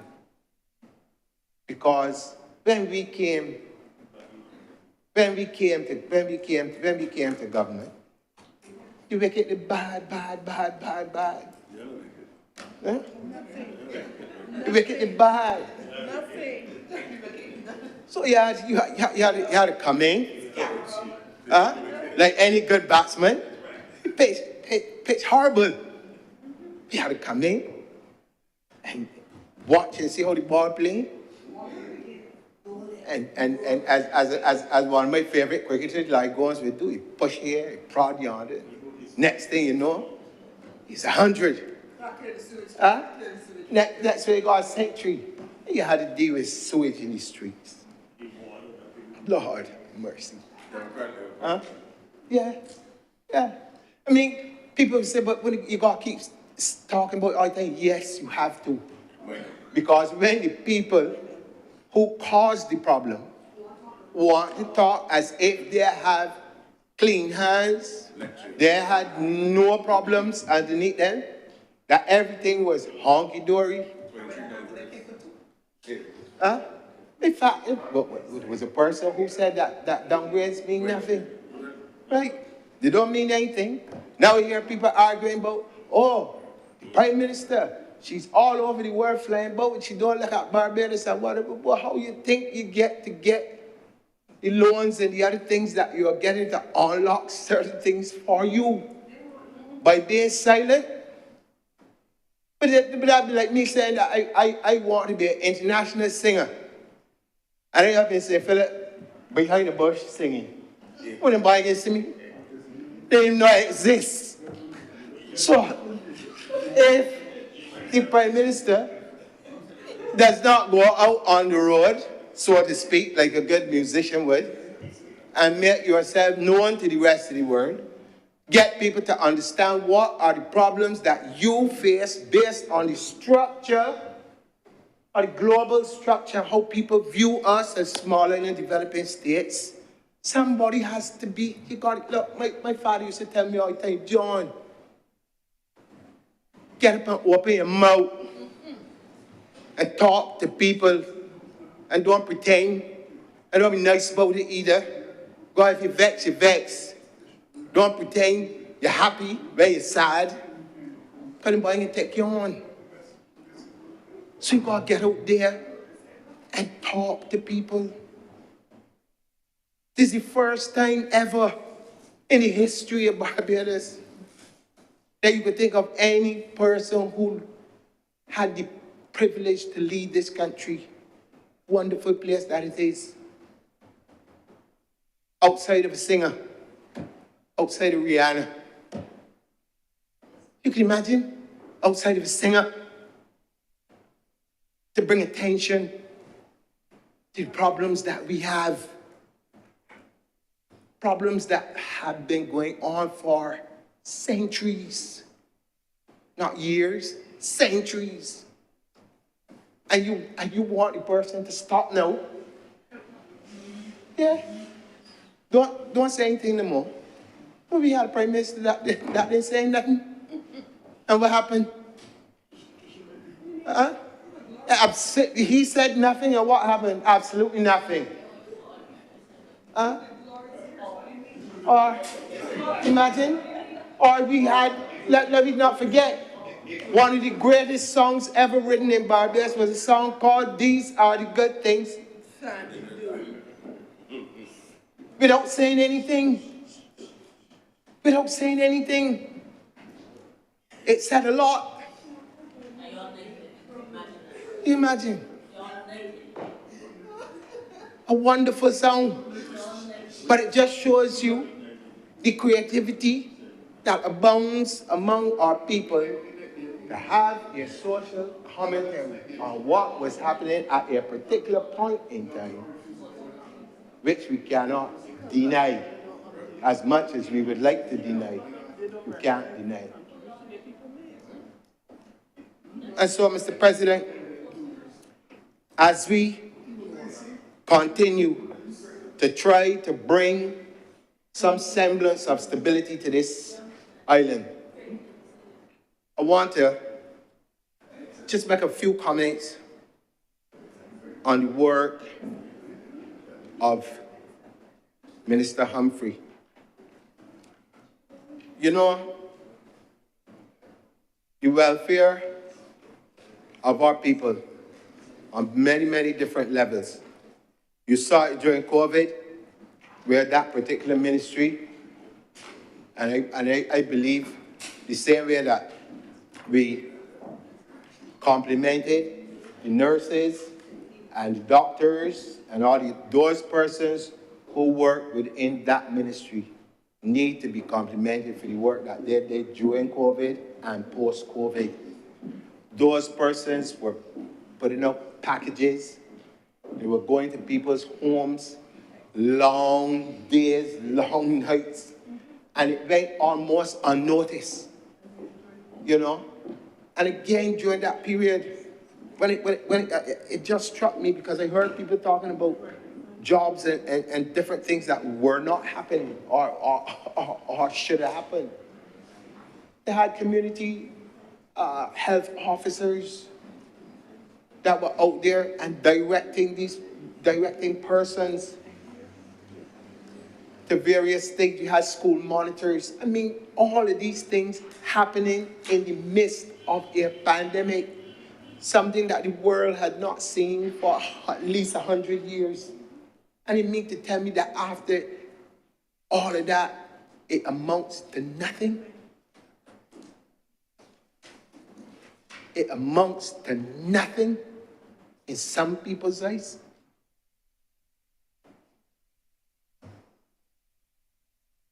Oh, how blind is he that would not see? My mama used to say something, how you get so? How you get so? And that is why I started, Mr. President, by talking about being factual where things are concerned. There's another thing that I want to touch on.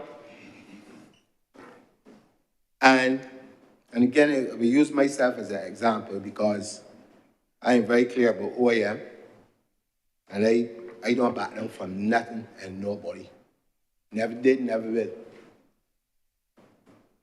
I heard on more than one occasion, people make reference to the concept that freedom of speech in this country is under threat. I hear it all the time. Freedom of speech in this country is under threat. And I like to go to this wonderful machine and watch and listen to these people talking.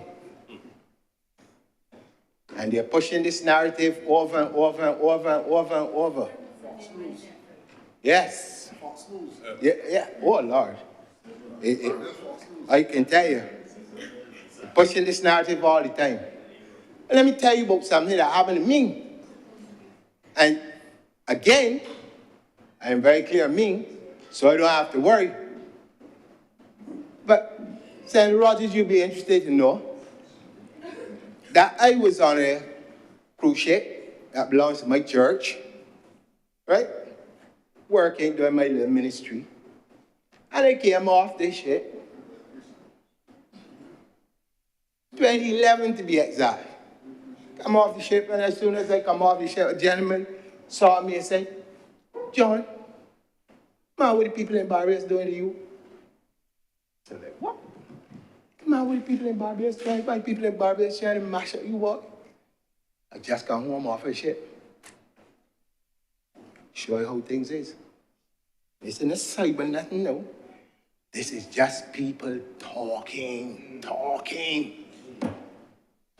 An allegation. Oh, Lord. The biggest thing in Barbados. John King. Mr. Speaker, I can say what you're going to say. Tell me before I say anything. You can say anything what's within the rules of the Senate. Once it's within the rules of the thing. Yes. Okay. Their standing order, They said, content of speeches, I think there's standing order 37, please be guided accordingly. yes, thank you. I want to be guided by you. I won't go into specifics. But there's this allegation. And everywhere I went, for a period of time, people behind me and busy. You go to a funeral, you want your good friends, you can't stand up by coffee. It got so bad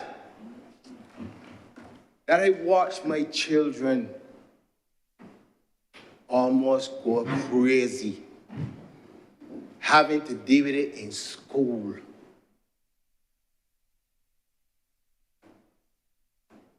Having to deal with it at school.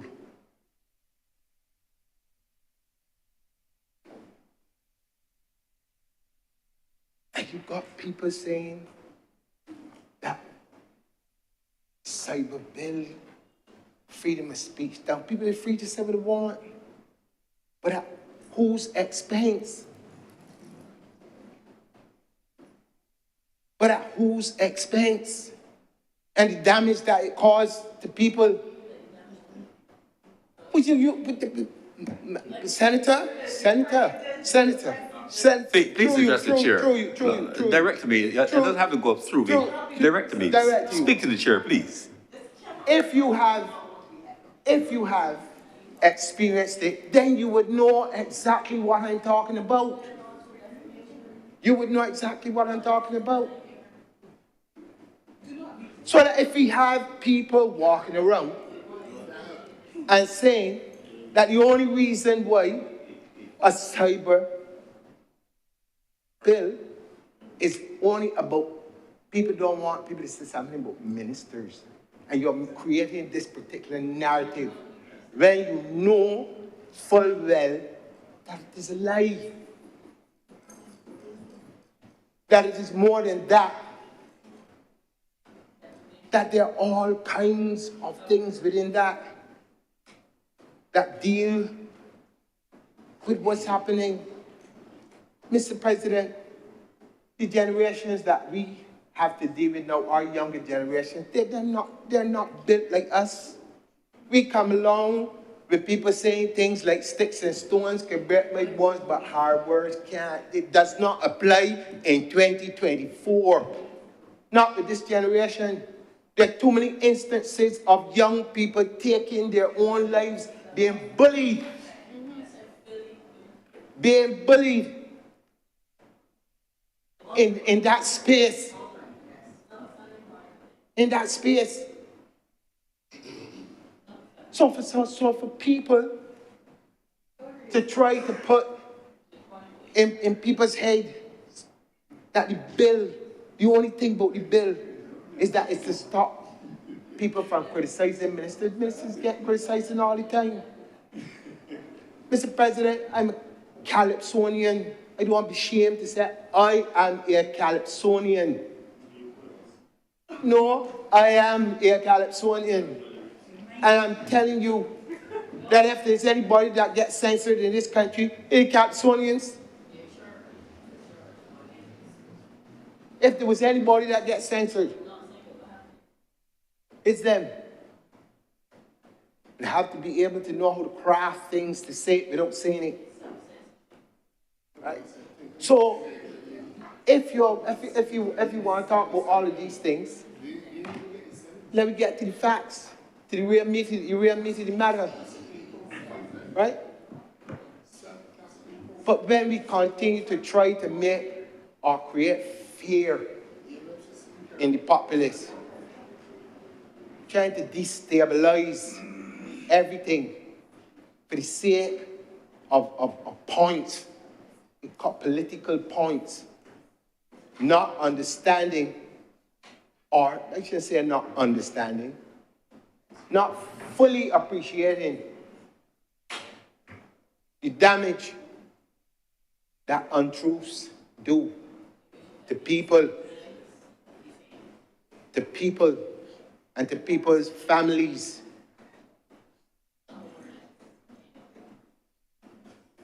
I find it disgusting, to be quite honest. Abhorrent, the words that I hear. I find it to be that. And we have to, at some point in time, you know the reason why you gotta get to these things? Because oftentimes, Mr. President, anytime a government, I don't care which government it is, has to constantly be creating laws to battle these kind of things, it tells you that the society is out of ethics. Because any person or persons who had a good upbringing will know there's certain things you do not do. Nobody shouldn't go make a law to stop you from doing it. But it tells you where we are at. But Mr. President, as I want to thank you for giving me the opportunity to say a few things. But I want people to remember these few words. Stay the course. The battle is not over yet. There's a lot of things that we have to do. And keep your trust in those who care about you. Do not be fooled. Do not be hoodwinked by words. Actions speak much louder than words. And with those few words, sir, I'm obliged to you. Thank you very much, Senator John King. And that's Madam Deputy President taking the chair for a few minutes.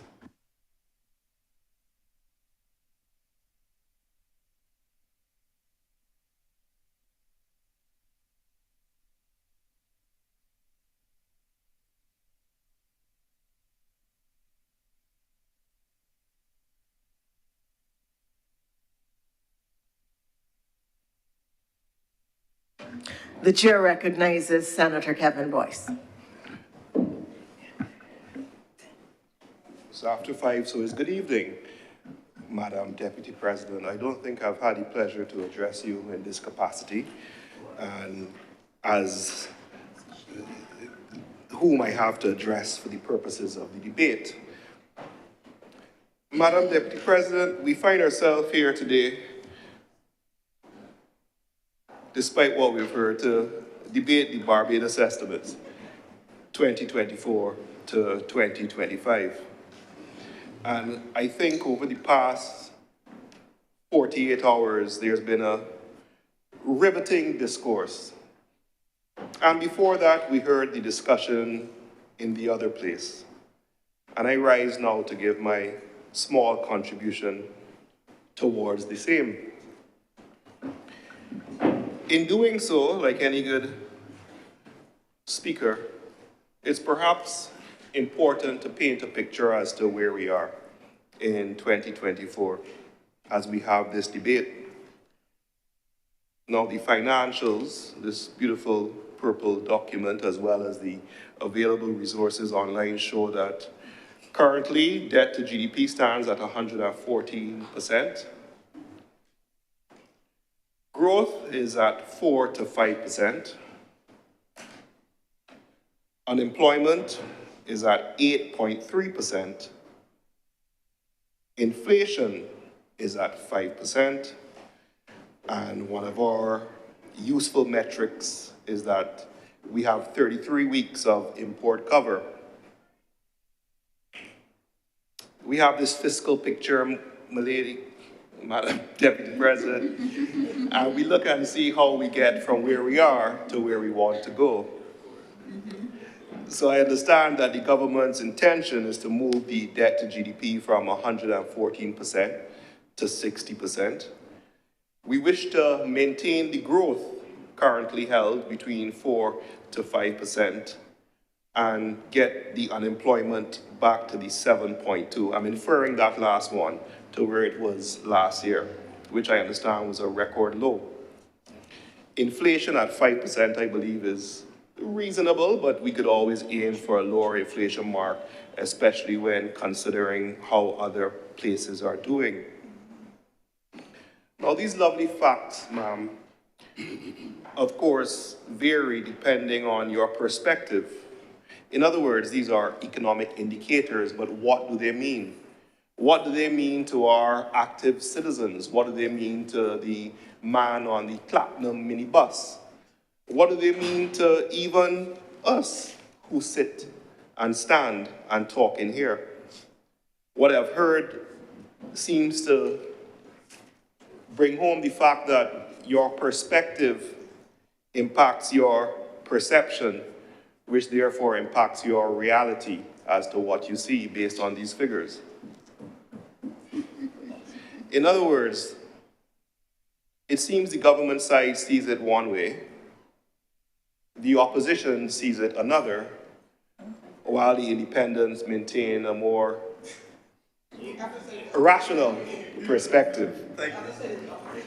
And I could expand this more to say that perhaps these indicators are viewed in one way by those who sit in boardrooms, in another way by those who work in the proverbial fields, and in another way by those who are entrepreneurs trying to carve their niche out. If we wish then to perhaps have another debate, my speech is gone, and maybe that is fortuitous. If we wish then to have a debate, see it's restarting. If we wish then to have a debate, it therefore puts us in a position where we are forced to let's look at what is before us in terms of, there is a saying, ma'am, which I'm sure you've heard. Men lie, women lie, but numbers apparently don't. Now, they say that, but they also say that you can get statistics to prove whatever you want. So let's look at where we are. Yes. Government stated objective, and intention is to grow the economy and protect the vulnerable. I have just set out, Madam Deputy President, where we are in terms of the fiscal map. The growth is to be achieved, inter alia, and I can say that as you are now sitting there, by a number of measures, one of which is the utilization of tax credits in certain areas. First area is the technological, let's put this on the technological group, which is the tax credit of 100% for local companies digitizing or re-engineering their business processes. I am in a lot of support for this, and I believe it takes advantage of the leap in digitization that came out of COVID. There is a proposed 50% tax credit for centers offering artificial intelligence, coding, robotic, and digital training. I believe that this is certainly ambitious. Senator, you may want to pause with the ambition so that the president can return.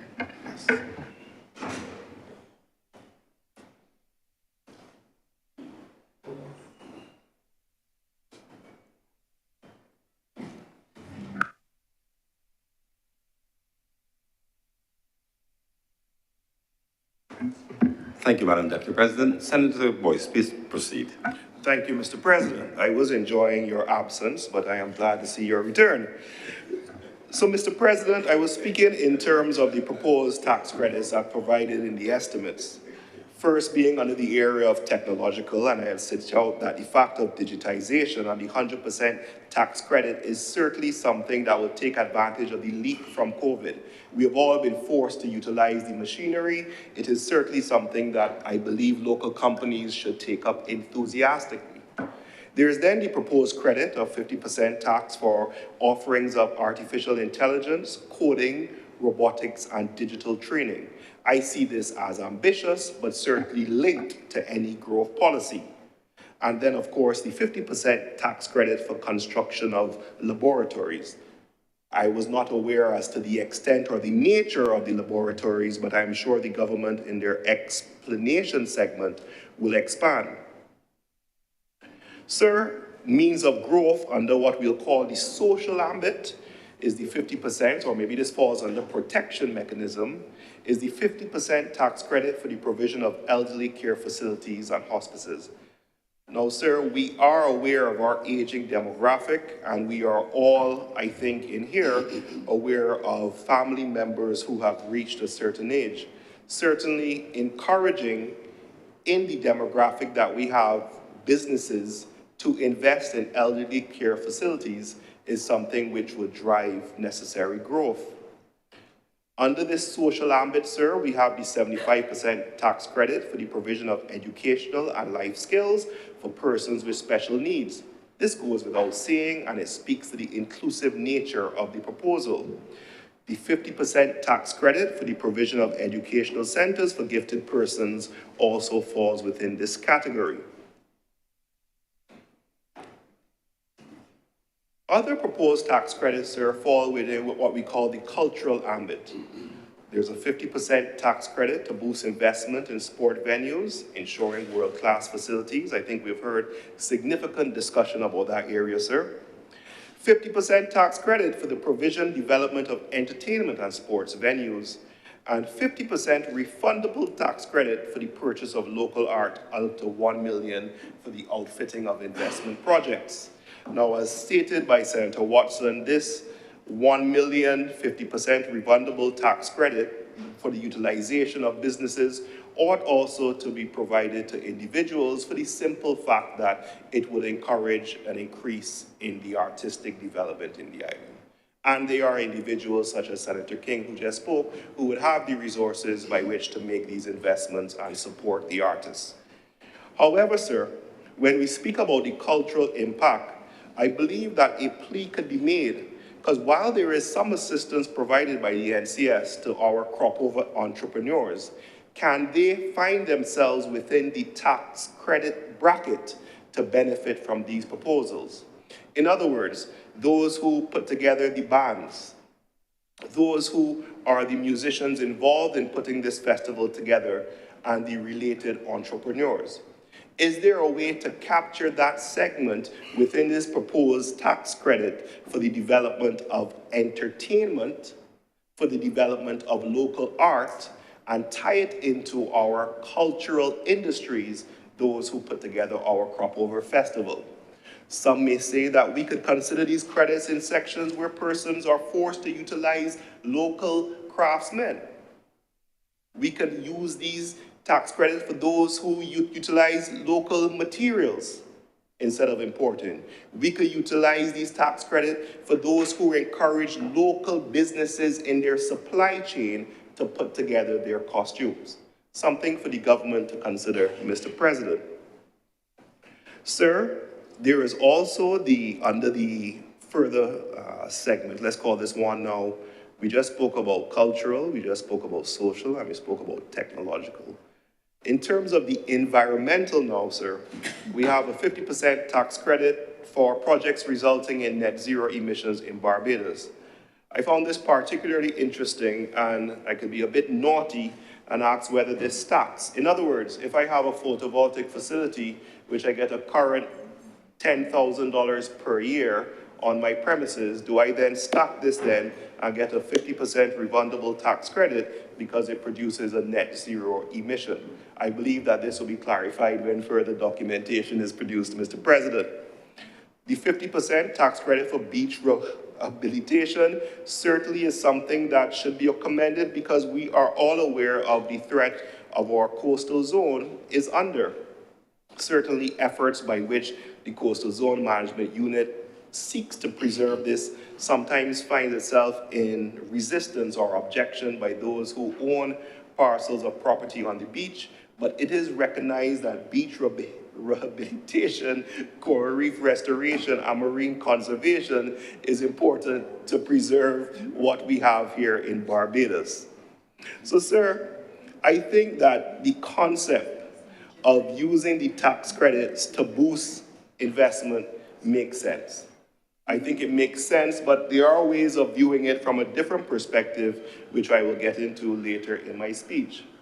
And that was part and parcel of the government's position, wherein we're seeking to have growth, and this is how we'll do it by way of these tax credits. There was also stated the protective mechanisms with regard to the dairy farmers, and of course the issue with the tax concessions and the adjustment of how those concessions which are going to be treated, but I haven't heard much dialogue about that. It seems somewhat complicated, but so far it has not been articulated beyond what was said. Now, in bringing the balance to this debate, I've taken careful note of the opposition's reaction to what the government's presentation has been. There have been allegations of too much spending, allegations of waste, allegations of too many consultants, attacks on the government's energy policy, and I am sure that at some point there will be an economic counterpoint which would be raised in the day to come. I do, however, note that there was a severe attack against what was viewed as trickle-down economics. The debate. So we have these two contrasting positions, Mr. President. We have the government's perspective, we have the opposition's perspective, and the perspective given from the Barbadian business community was said to be generally positive. For my part, sir, I would have appreciated more economic cut and thrust in terms of the utilization of what economic measures are being contemplated. I found, sir, that the debate has somewhat taken a accusatory tone as to who is saying who is misleading who.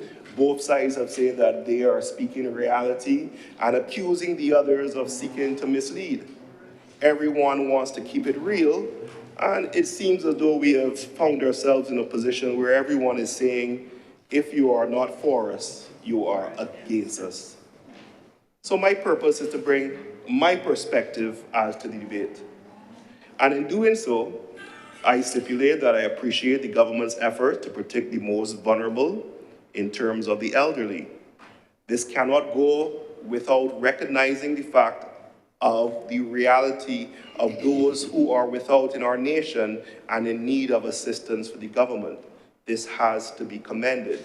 The elderly care program, which was laid out by Senator Paris, is something which I have experienced firsthand because there is a lady who assists with my family who tells us of the good work that this department does. So I wish to commend the department for the efforts that they make.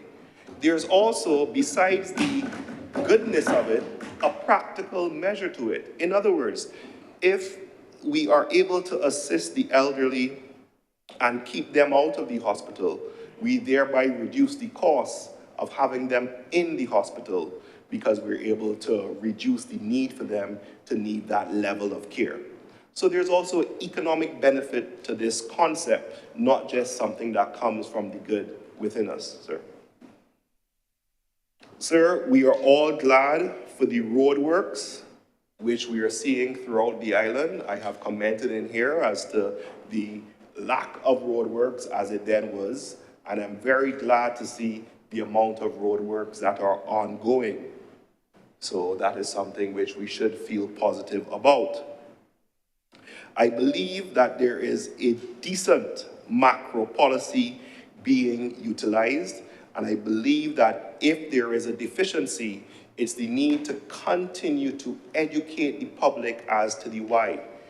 You know, we hear about things like the Bridgetown Initiative, and we hear about and appreciate the understanding as to the building clauses with regard to bonds and lending in cases of hurricane and natural disasters. But do we get that message out there as to the government's macro policy and how it impacts individuals on a personal level? And I think that is something which the government could spend some more time on. I certainly appreciate the taking in front of the issues in relation to the HOPE project, and it speaks well when a government can say, I am accountable and I will investigate it. So that certainly is something that should be focused on. I believe, sir, that we also need to make special statements and special reference to the stated assistance and need for the increase of revenue to be provided to the Fair Trading Commission. with limited resources, sir, they have been put under tremendous scrutiny, and I can attest to you that their officers work tirelessly in a thankless environment in which they are underappreciated for what they do. I have dealt with them in a variety of scenarios, maybe not as loudly as others, but I can certainly attest to the fact that they do good work.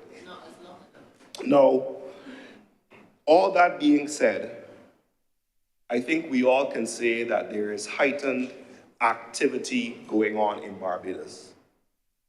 There are some, however, who say, well, don't confuse movement with progress. That we're seeing is resulting in actual economic growth or progress for the Barbadian citizens. And I'll come back to that, sir. I think, sir, as we continue to set out the factual matrix, because I'm still talking about the estimates, but I think we have to paint a picture as to where we are, that we should also be clear in commending the government in getting us off the gray list. And why that is important, sir, is that it bodes well for our offshore industry, which has seen a severe impact, I think is fair to say, in recent years. So that's the lay of the land as we have this debate about the estimates in 2024, or I like to call it the purple book debate, Mr. President. There's a famous rapper, Raekwon, who had a tape called The Purple Tape, but I digress. Now, let's get into the meat of it after we have painted the picture as to where we are. Government can feel justifiably proud for certain things. We have set out what we find positive. Here are some concerns, however, which come out of this presentation that we have seen in recent days. I think firstly, sir, the government's proposals seem heavily reliant on the goodwill of the business class who will receive these tax benefits. Let me say that again. The proposals are heavily reliant on the goodwill of the business class who would receive the tax benefits.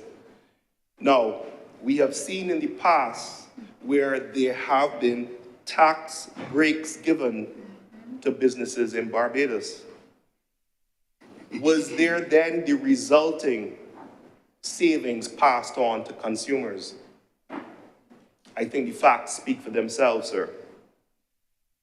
I would therefore caution the government in relying too heavily on the graciousness of capital. Because at the end of the day, the purpose of a business and the purpose of capital is to generate profit.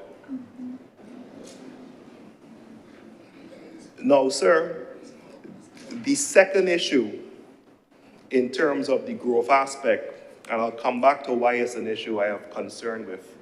And the concept of trickle down and trickle up, very good economic concepts, which I would have appreciated more debate on to see which one and why and who has a different economic ideology with regard to setting forth the basis for the objection. Anyway, sir. Second point, sir, the stated deficit, and I must commend Senator Drakes for her excellent presentation yesterday, sir. I think the public, the government, the opposition, everybody appreciated the clinical discourse that was given. But as I told her, it was a little ideological, but it was a little idealistic towards the end, but excellent presentation, Mr. President. The issue that we see, sir, is the deficit of the $1 billion which is set out in the estimates. And of course, Mr. President, unlike others, I have to show my work in, so that's at page 8 of the estimate, sir. Now we see here, sir, that the deficit is supposed to be filled with two major limbs. Firstly, the foreign loan element of 441 million, and we'll come back to that, sir, and the local debt element of 628 million. Now, this is where we get tricky, sir. this is where it gets tricky, sir. The government is seeking to raise this as follows. From Treasury bills, $100 million. It would have been stated, sir, the concerns, some more emphatic than others, of persons who would have been impacted by what the government calls the restructuring and the impact it had on T-bill holders, sir. So how do we renew the confidence to get this $100 million to be purchased? Secondly, sir, the $200 million embossed bonds. Again, while individual bondholders were not impacted in the restructuring, perception, may I say it, is a hell of a thing. How do we inspire the confidence of persons to take up this bond? Sir, $100 million is supposed to be in the Series J bonds, and I believe those have been the subject of debate, and there are some in here who will say that they are forced to rely on that as their compensation. The sophistication of the secondary market, sir, for those Series J bonds needs to be developed and rolled out, because at the end of the day, if someone is offering me 60% or 50% or 70%, as you'll be aware of, Mr. President, that therefore has an impact on the value of those bonds to me. And then finally, and more troubling, and I'm sure which would be explained by the government, is there's a stated $128 million under the category of other. So I am sure that that will come out as been the practice of the leader of government business in the Senate in a very thorough wrap-up as to who, what, why, where, when in addressing the Q&A segment. Where is this $128 million to come from in the other category? So, sir, we have a stated deficit, and we have a stated way of dealing with the deficit, as we know how governments raise funds. Is either taxes or by borrowing. Two options. So in these circumstances now, that's the local debt, and we assume that the foreign element, which is the $441 million, will be easily filled because of how our Prime Minister is viewed and the sophistication and skills by which we articulate ourselves throughout the world. So time will tell. Now, while we have this discussion, sir, under the rubric of concerns, I would have stated already what I said was the concern in terms of whether the incentives to what we call the capital or business class would be passed on. There's also, sir, a seemingly real fear that the existing company tax rate, I wouldn't want to call it we are aware, sir, that is globally mandated, some will say because of whatever policy, that basically corporation taxes have to go up from where they are to bring it in line with the international convention, which we are now at 9%. When we get this increase in corporation taxes, which corporation is going to absorb that? That's the reality of where we are. So what happens when that increase comes, and how can we even try to get these businesses not to pass on that increase in their taxes to the consumers? Idealistically, sir, as a friend of mine told me, it's a question of those with the ability, whether they have the responsibility. In other words, sir, I personally feel that, we have these titans of industry who have benefited from government contracts, and they walk around the island and they speak very authoritatively on a variety of subjects. And what role do they have to play, those who have benefited from the government, in assisting the populace? I'll come back to that, sir. Another area that I have of concern, sir, which was raised in the debate by the Prime Minister, and I heard it touched on here was, of course, the creation of another state-owned enterprise, Business Barbados. The fact is, we have debated in this chamber, sir, the issue with the number of state-owned enterprises, the issue of cost of state-owned enterprises, and while we understand the economics and the accounting steps to take something off of a balance sheet, how does the public perceive the creation of another state-owned enterprise to get a task done? So, I am assuming that there is a reason why the task could not be done within the existing parameters, within the existing enterprises that we have, and that will be laid out as to why we need to create a whole new entity to make business in Barbados more accessible. But I hear the government and I hear the Prime Minister because ease of doing business in Barbados remains an issue. I was so impressed when I saw the new land tax portal, which allowed me to go with the credit card and pay a portion of land tax. That's a beautiful thing. And that was only launched last year because before it was online with Cannabis. And I have stated in this place, and I'll state it again, I am getting links to file my corporate tax returns with Cannabis. And I tried to do it in writing and they told me no. So I have a situation where one of my corporations is stuck. Can't work out. And this is what we talk about, the ease of doing business, because I would like to think I have a little sophistication when it comes to these things. And can't get do. Because according to Thomas, this corporation I have owns a vehicle, which it does not. And I can't get past the line item. I've made phone calls, I've sent emails, I've had a lovely assistant from Thomas responding to me, but we have not resolved the issue. And this is just one example. When we push for digitization, when we push for these things, remember, it comes with resulting concerns.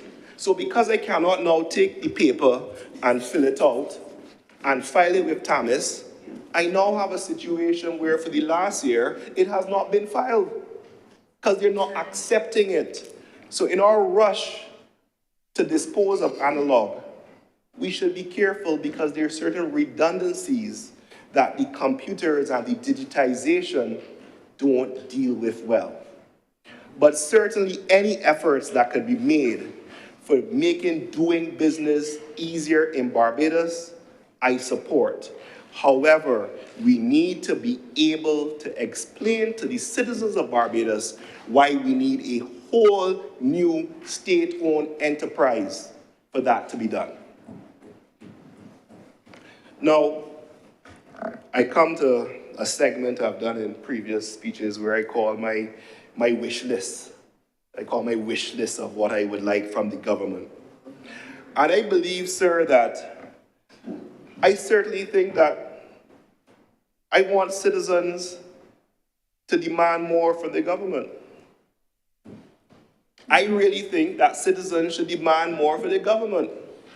I think when we sit, I'm not counting myself as part of the government, but when we sit as representatives in the Senate, we should be cognizant of the burden that we bear. It shouldn't be sweet. It should be with a sense of duty. It shouldn't be mock sport. It should be recognizing the seriousness of what we have to debate and how we do it. So let me give an example, sir. I was watching a friend of mine post on Facebook. You may not know, sir, but Facebook is something that Gen X uses a lot. It's very popular with the demographic between 30 and 50, you know, the Gen X is the present. The young people in the chamber, like Senator Drakes, will talk about TikTok and things, but Facebook is very popular with regard to the demographic. But sir, I saw this friend of mine, and it was so interesting. He was so happy for the smooth road that the government did. And I shared the joy as well. But imagine that we are glad for a smooth road. We are glad that the government paved a road.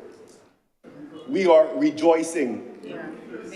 You understand where that begs the question. Some will say that, but isn't that what ought to be done?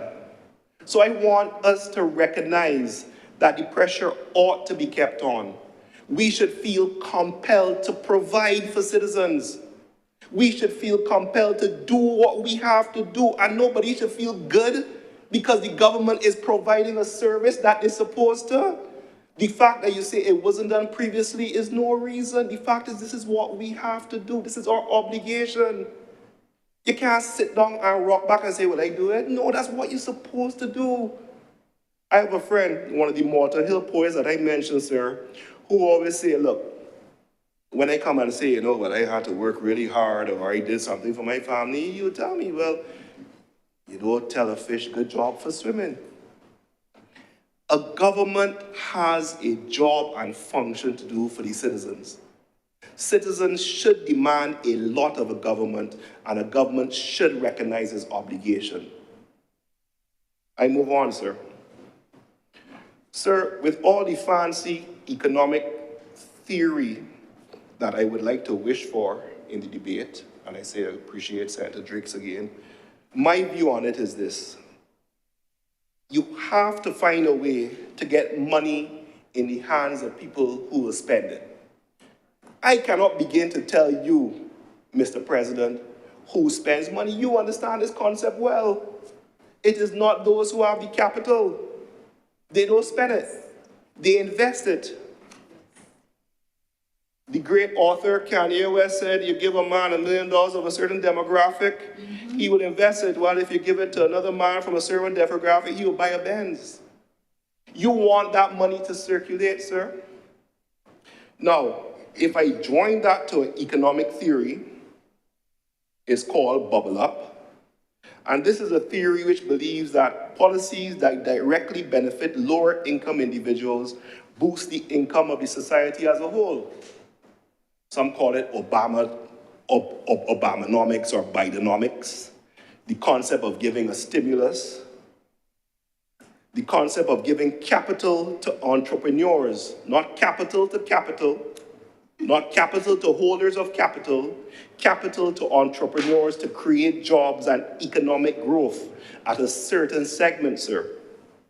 In other words, for example, Kenya, 2022, significant strides in providing adequate working capital to farmers so as to deploy modern agricultural risk management instruments to ensure farming is profitable and productive. That's the concept where you're able to say, well, hold on, if we're not, or if we're against trickle down, maybe we look at trickle up, or if we're against trickle up, we look at this economic policy. I would like to hear, this is me, I would like to hear the economic ideology which underscores the policy which leads to this here, sir. Show you're working, the citizens of Barbados bright. They're bright bad. And show your thinking so that persons who may wish to comment, we move beyond the realm, well, you ain't do nothing, I ain't like you, and you did worse. I want to see that level of debate because I believe that we in this chamber and in the other place have something great to offer this nation.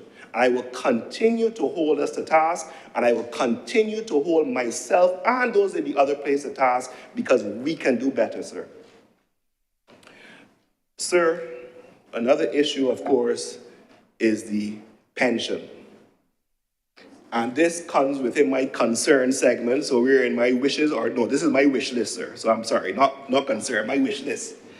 Mr. President, I heard Senator Drakes yesterday speak about the fact that as a pensioner, if you have your money in an RR, which didn't go into that detail, but she said when you withdraw the pension monies, you pay a 25% withdrawal tax. 100% of your voluntary contribution. Correct. Yes. 100%. Your voluntary contributions, you pay 25%. In a lump sum, you pay the 25% tax. Mr. President, I have said this before, I will say it again.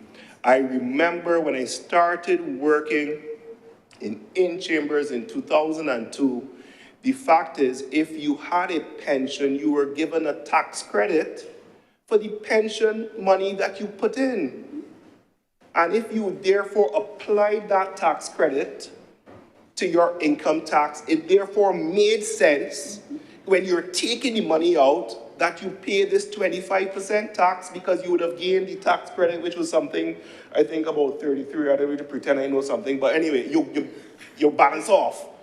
what you got when you claim for it under your taxes, Mr. President, you would be aware of that. Now we have a situation where your pension funds, which, as set out yesterday, are already taxed before they go in, if you take it out as a lump sum, are further taxed. And we are saying, and we have debated in here, the fact is that the government recognizes that we have an issue with NIS and its ability to provide for citizens. How do we encourage persons to supplement the NIS? Give us the tax credit for the pensions. Or, if we can't get the tax credits in terms of removing the 25% withdrawal of lump sum, give us some recognition or some incentive or some balancing out in terms of the income tax as to why we should be encouraged to save for our pensions. We're being penalized for it, sir. This is something which is within the government's ambit, and we recognize now because it was set out in the government's presentation with regard to the concept of concessions and how much it costs government. Perhaps then we can descend to particulars on the issue of pensions and see what can be done. I refuse to believe that we as a nation and a government this articulate is unable to solve that problem, sir. So I throw it on the gauntlet for the government to solve this issue of pensions. We spoke about roads getting paved. So let's talk about pensions now and see what the government can do, and I'm sure they'll come up with a solution sooner rather than later, Mr. President.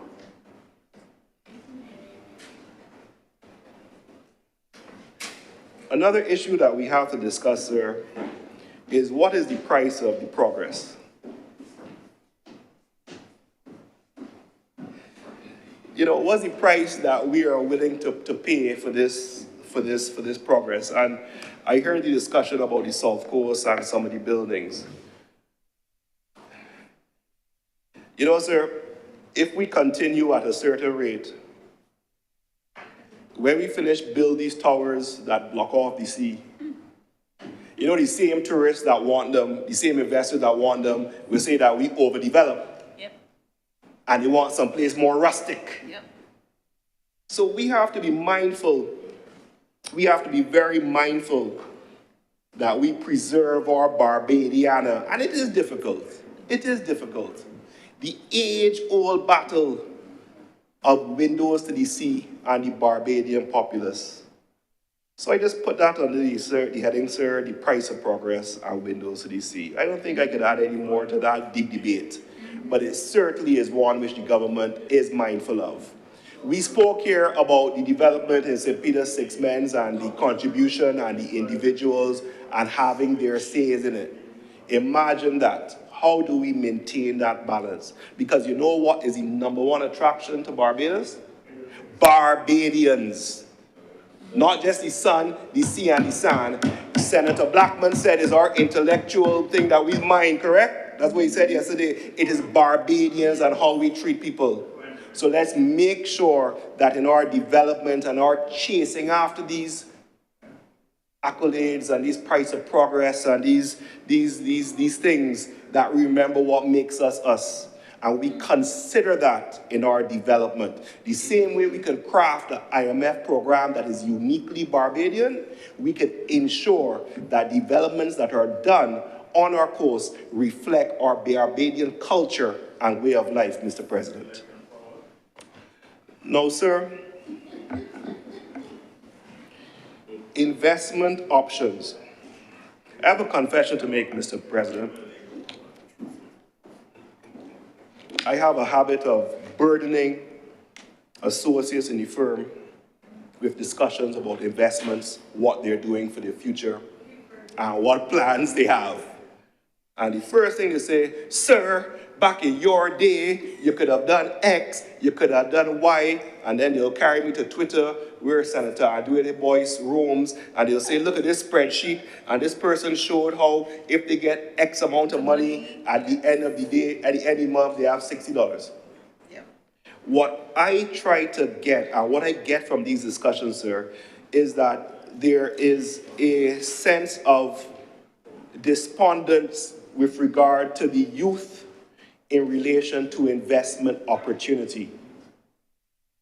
And I believe that it is something which the government can assist with in terms of teaching them how they can utilize their little, in some cases, avenues with regard to investment to put towards future investment products. Now, this is what I say. Investment options currently are as follows. I just laid them out there in the Barbados estimator. You can put your money now in the credit union. You can buy bonds, bills. There are some mutual funds. You can get an annuity. When you look at the stock market, sir, it is filled with a fair amount of illiquid stock. There's a lack of movement. There is a lack of activity. So the question is, what investment options are being actively encouraged by the government for the youth in terms of the education, avenues for their investment, and encouraging the mindset of this is why you save and this is how you invest. In other words, using myself as the example, which I've done already, when I first started working, I was able to say I'm putting $300 into a mutual fund. That then reduced my income tax bill by $300. I was able to say I'm putting $300 into a retirement savings plan. That then reduced my income tax bill by $300. I was able to say I was purchasing new stocks of $300. That therefore reduced my income tax bill by $300. Where is the incentive to encourage the young persons in Barbados to invest? The dialogue is necessary, the encouragement is necessary, the avenues for saving is necessary. I think it's something, sir, that we have to be mindful of, because at the end of the day, this is how we teach the culture of resilience. This is how you teach the culture of resilience, and heaven forbid, dare I say, delayed gratification. Time passes. Whether you make the sacrifice now will tell in 10 years. Having that type of conversation with the government, as articulate as it is, to tell young people what they should be doing and providing mechanisms for them, it can be done. To encourage the saving, to encourage the investment, maybe even the same government paper that we see here in the estimates, to provide them with a guarantee beyond word of mouth that it will not be touched. So I look forward to hearing the government response with regard to the investment options. Now, sir, we are here in the category of what I call wishes. And there, I like to come not just with complaints or issues, but actually come with ideas. And I really believe, Mr. President, that beneficiaries of the public purse should be mandated to give back. Should be mandated to give back in the forms of some form of IPO. I've already spoken about the cricket bond. I know the government has plans for the GIA structure, but all these PPL that we're doing has to be a way that we allow the public for an opportunity to benefit from the investments, not just in terms of the return and the taxes and all that good stuff, but the opportunity for the public to say, I'm taking $200 to buy some shares in this entity who is benefiting for the work for the government. Simply put, sir, those who benefit from the public purse should be mandated to provide investment facilities for average citizens. That's it. If you benefit from the people of Barbados, there should be a mechanism by which the people of Barbados have the opportunity to share in the largesse. So, sir, in my contribution today, I hope I have laid out a factual matrix setting out where we are on the economic indicators I hope I have captured the government's position, the position of the opposition, the position of the independents, and I hope I have given some ideas for which the government can think on. At the end of the day, sir, we are responsible to the citizens of Barbados, so let us enjoy this exercise where we're talking about the citizens' money and how we can do our best to preserve this nation of ours. I thank you, Mr. President. Thank you very much, Senator Kevin Boyce. Senator Nichols. Mr. President, I am indeed grateful for this, my 7th opportunity to participate in the debate on the annual estimates of revenue and expenditure. So I thought of the idea of returning to that subject that I broached 2 years ago when I returned to this place on the Good Society. I started to revisit some of those terms that I had used when I began a presentation of this nature 20 years ago. I looked at Sir Courtney Blackman's book, The Practice of Economic Management. I also looked at Alvin Toffler and Future Shock, referred to earlier by Senator Dr. John Rogers. And I have decided, Mr. President, that there is a burning importance for us to appreciate that this exercise today in the Senate and in this Parliament over the last month or so has to be placed within a wider context of the world in which we live. And sir, from the time that I heard, or I should say that I read of the works of that great Nobel laureate from Trinidad and Tobago, who wrote the novel A Bend in the River, and I've referred to it over and over again. The world is what it is, and men who are nothing and who allow themselves to be nothing have no place in it. We can now appreciate that he wasn't talking about only men, but we live in a particular world. And this exercise here today has both a domestic and an international dimension to which I would want to refer, because it is important, in my perspective, to place what we are doing within those constructs. We live in a world, Mr. President, that is energized by two things, in my view: rapid transition and rapid transformation. And therefore, it behoves us to appreciate the historical circumstances which have placed us here, and also perspectives for the future, how they can be guided. Mr. President, we have learned since the collapse of the Berlin Wall and the decline of the Soviet type economies, socialist economies of Europe in the 1990s, that did not represent an end of history. That was triumphed by people who were pushing the Washington Consensus, or people who were pushing this notion that the world is now fast becoming a global village, and that trade liberalization and financial liberalization and the removal of market preferences that had been the bedrock of our post-colonial experience as a society had to be removed in favor of a system of removal of tariffs and trade on tariffs, goods and services. Our sugar industry declined because of the preferential treatment that we received, and we had to retool our economy.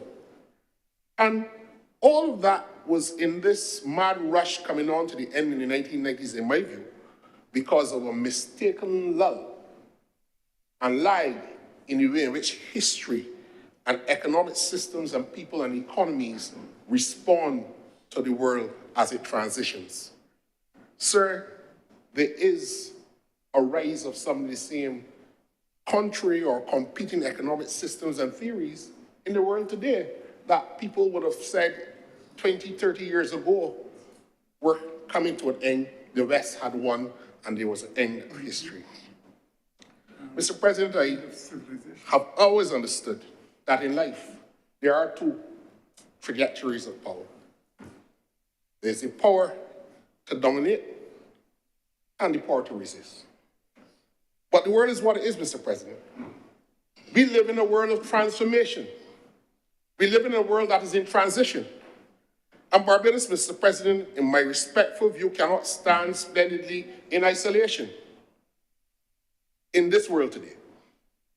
The debate on this estimate on the appropriation bill must take a tone that is necessarily reflective of the past and not necessarily reflexive, because when we get into the latter, we tend to get into the emotions about how things have evolved.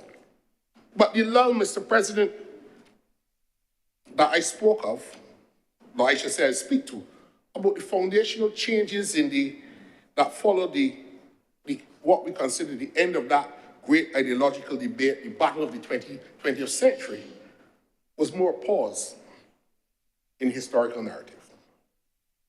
Mr. President, governing today requires a special type of statecraft to which my good colleague, Senator Boyce, was alluding to in the peroration of his presentation. There are two dimensions, Mr. President. There is an outer dimension to which government must respond and an inner one. And sometimes there is this conflict that is perceived that the government is looking outward too much and it is not looking inward. And there's sometimes when we look too much inwardly and are not becoming aware of the circumstances. That, Mr. President, in my view, is a false dichotomy. You cannot choose one or the other. Mr. President, the inner dimension to which I refer to is building a system of a good society, a society of law and order, a society that can take care of the welfare of our people. But responding to the outer dimension, we have to take into consideration the world in which we live in. We need to develop our strategies for trade and interaction with other countries. Mr. President, we cannot move towards an export growth-led economy by staying in Barbados and not understanding how the market that we are exporting to operates. Politics in Barbados has limped along, in my view, with this twiddly-dum debate, a dialogue of the deaf, in which there is severe criticism of any time the government starts to, and particularly the Barbados Labour Party administration, starts to position our economy for flight, what they call it. Mr. President, there is a statement that was made and attributed to one of the former great leaders of the country that he wished that there would be a day that there would never be a cane blade in this country. But sadly, that articulation, or I should say he did not have enough time really in terms of where he has come in the history of Barbados to articulate a view to move away from the monocrop agriculture-based economy of the times which he led the country. We have listened to a lot of the development economists like Norman Gervin, George Beckford, Michael Witter, who have bemoaned the plantation economy and the modified plantation economy to which Senator Drake's referred, the modified plantation economy. But I happen, Mr. President, to not dwell too much on that, because not that I'm dismissing the New World economists of the 1970s, but they were writing at a time that is fundamentally different from what we have now. They criticized the industrialization by invitation model as a return of the plantation system. So Courtney Blackman has suggested that we lost 2 decades, the 70s and the 80s in the Caribbean. And why I'm going here, Mr. President, is to bring context to where we have now recircled to this point in Barbados to discuss what I understand is the divergence between the government and the Democratic Labour Party, particularly as we heard in his estimates. Mr. President, the world is what it is. Governance requires a statecraft that can move between the parallels of the outer and the inner dimension.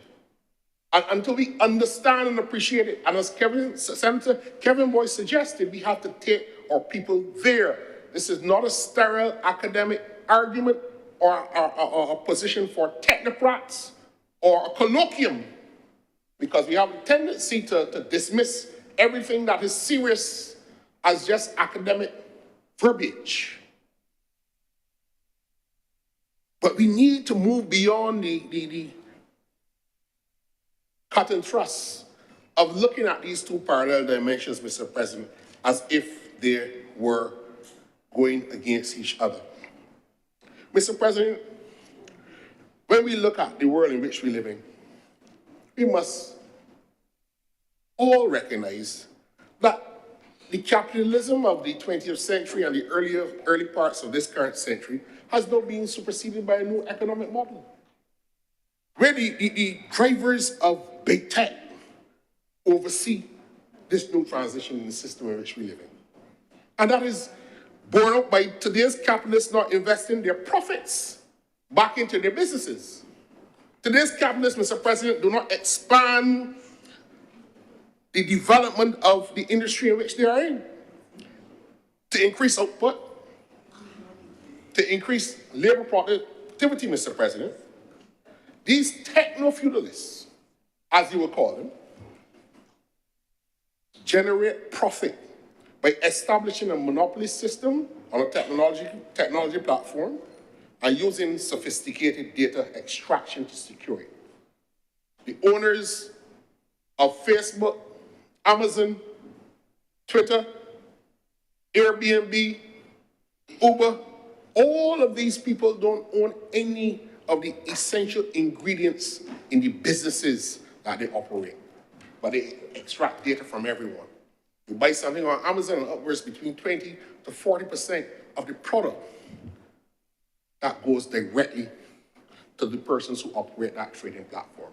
So what about the workers in the factories who manufacture the goods, the cars, people who build the houses, the villas, YouTube? You don't have to own a camera if you own YouTube. You don't have to own a studio if you own YouTube. This is the world in which we live, Mr. President. And if we believe that we can circumnavigate the tumultuous changes that are occurring in the present international context in which we operate, then we are missing the mark. Mr. President, in this debate, I've heard several references to how the government has managed the current economic situation. And I don't think that anybody in Barbados feels that we have come out of the doldrums, but it is false and it is wrong to give the impression, Mr. President, that certainly that if we were just simply to hand the reins of government back to the Democratic Labour Party, that manna will fall from heaven and everybody who is struggling and poor will now suddenly become rich. We will have no social, economic, or cultural, or any other problems, because that is not the track record that we have. And Mr. President, I also heard in the current economic debate a reference to the late Prime Minister Owen Arthur. And I have had the occasion, Mr. President, to revisit a number of the things that he had said. And I had asked the clerks to provide for me the benefit of his last 3 contributions to this debate in the other place, and they were very, very insightful. I understood from reading them or rereading them, because at some stages, Mr. President, I would have sat and listened either in person or through the medium that is provided to some of these debates. And Mr. President, what is interesting in is that he gave in 2016, in the other place, Mr. President, a perspective of the rate of growth of the Barbadian economy that was necessary to sustain the quality of life in this country. And he was speaking, Mr. President, against a backdrop of a situation where Barbados' economy had for the period between 2008, when we were voted out of office, up until that debate in 2016 to experience economic growth in the following terms. And Mr. President, you will permit me if I quote him. In 2008, 0.4%. In 2009, it declined by 4%. In 2010, it grew by 0.3%. In 2011, by minus 0.8, another decline. 2012, another decline, minus 0.3%. 2013, it fell by 0.1%, and then 2004 by minus 0.2%. 2015, 0.5. What he was representing was that, in his estimation, Barbados needs an economy to grow at the level of 3% based on the rate of growth of our population in order to maintain the standard of living in this country, in order to be able to allow students to continue the benefit of free tertiary education, allow the hospital to remain a viable tertiary care institution, allow people to get their tax credits, reverse tax credits and the tax returns on time, to keep the buses running and the roads repaired. We needed to keep the economy growing at a rate of 3%. Mr. President, in that debate, you may recall that the government had not then published the IMF Article 4 consultation. It was hidden from the people of Barbados, and the estimates debate in that year proceeded on the basis of hunches provided by the central bank and not data. So that when the IMF report was later published that year, the IMF report told the country and the world that it had more faith in the statistics coming out of the government statistical department than those produced by the Central Bank of Barbados. There are people, Mr. President, that have to know these things, because the impression is being given that the government is wasteful and the government doesn't know what it is doing. But we have to remind the country, Mr. President, of the circumstances and the details, because there is, in my respectful view, a decisive difference. Mr. President, the estimates of 2016 and 2015 and 17 and 18 were all predicated upon what turned out to be an overestimation of the growth of the economy and therefore an overestimation of government revenue. Not real statistics, Mr. President. So I understand why there is a scoffing at the economic performance of the government today. Because for 10 years, Mr. President, we were told that the economy of Barbados could not grow because of the global recession in 2008, which was the worst recession that the world had ever seen. For 10 years. And when other Caribbean countries started to rebound, we were still being told on the eve of the change of office that this global recession from 2008 was still impacting. But, Mr. President, we have to analyze what was being done. We were losing millions of dollars, Mr. President, in the international business sector. We lost $256 million by 2017-18 in the international business sector. The government did nothing to address the blacklisting of Barbados and the loss of businesses from Canada. There was a Prime Minister of Canada who, in my estimation, preferred to give up his premiership rather than his ownership and the resulting trusts that the Canadians said were problematic because of his relationship with his sons, and those businesses gave up that premiership of Canada to hold on to his businesses. We did nothing for 10 years to address, Mr. President, the loss of tax revenue. But taxes were created on the basis that you can replace that lost revenue by imposing a 10% tax on people and businesses in Barbados. Mr. President, if we try to recover $250 million in revenue, that means that you have to put 10% taxes on $2.5 billion in economic activity in Barbados. That is the effect of it. And Mr. President, I have to say these things because people feel that when we speak about the work that is being done by bringing Barbados off the blacklist and off the grey list and its importance, it is expected that that will result in the revenue that is necessary to reduce the deficit. It is necessary. Because last year, when the Prime Minister said that there were no new taxes in the budget, people wonder, how can you achieve that? How? And that your estimates of revenue do not tell us how you will get there. We heard that there was a lack of detail. We're hearing that again too, Mr. President. But I know the final appropriation bill for the current financial year will come to Parliament shortly. But we know that in order to increase revenue, you can reduce spending, increase taxes, or you can borrow. It is the judgment of this government, Mr. President, that we can close this deficit by virtue of the primary surplus, plus inflows from the policy-based loans from the IMF and the Inter-American Development Bank.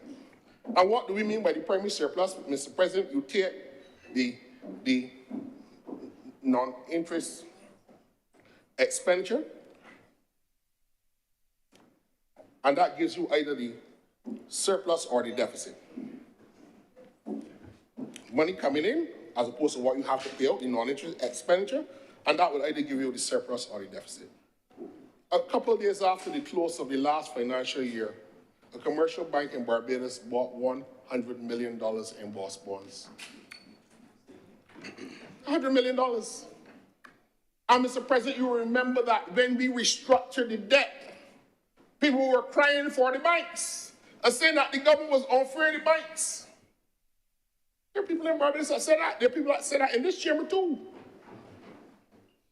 But a commercial bank in Barbados bought $100 million of investment in boss plus bonds, a vote of confidence in the Barbados economy, Mr. President. You could not buy bonds under the last administration because Barbados was getting downgrade after downgrade after downgrade after downgrade. We were down at junk, Mr. President.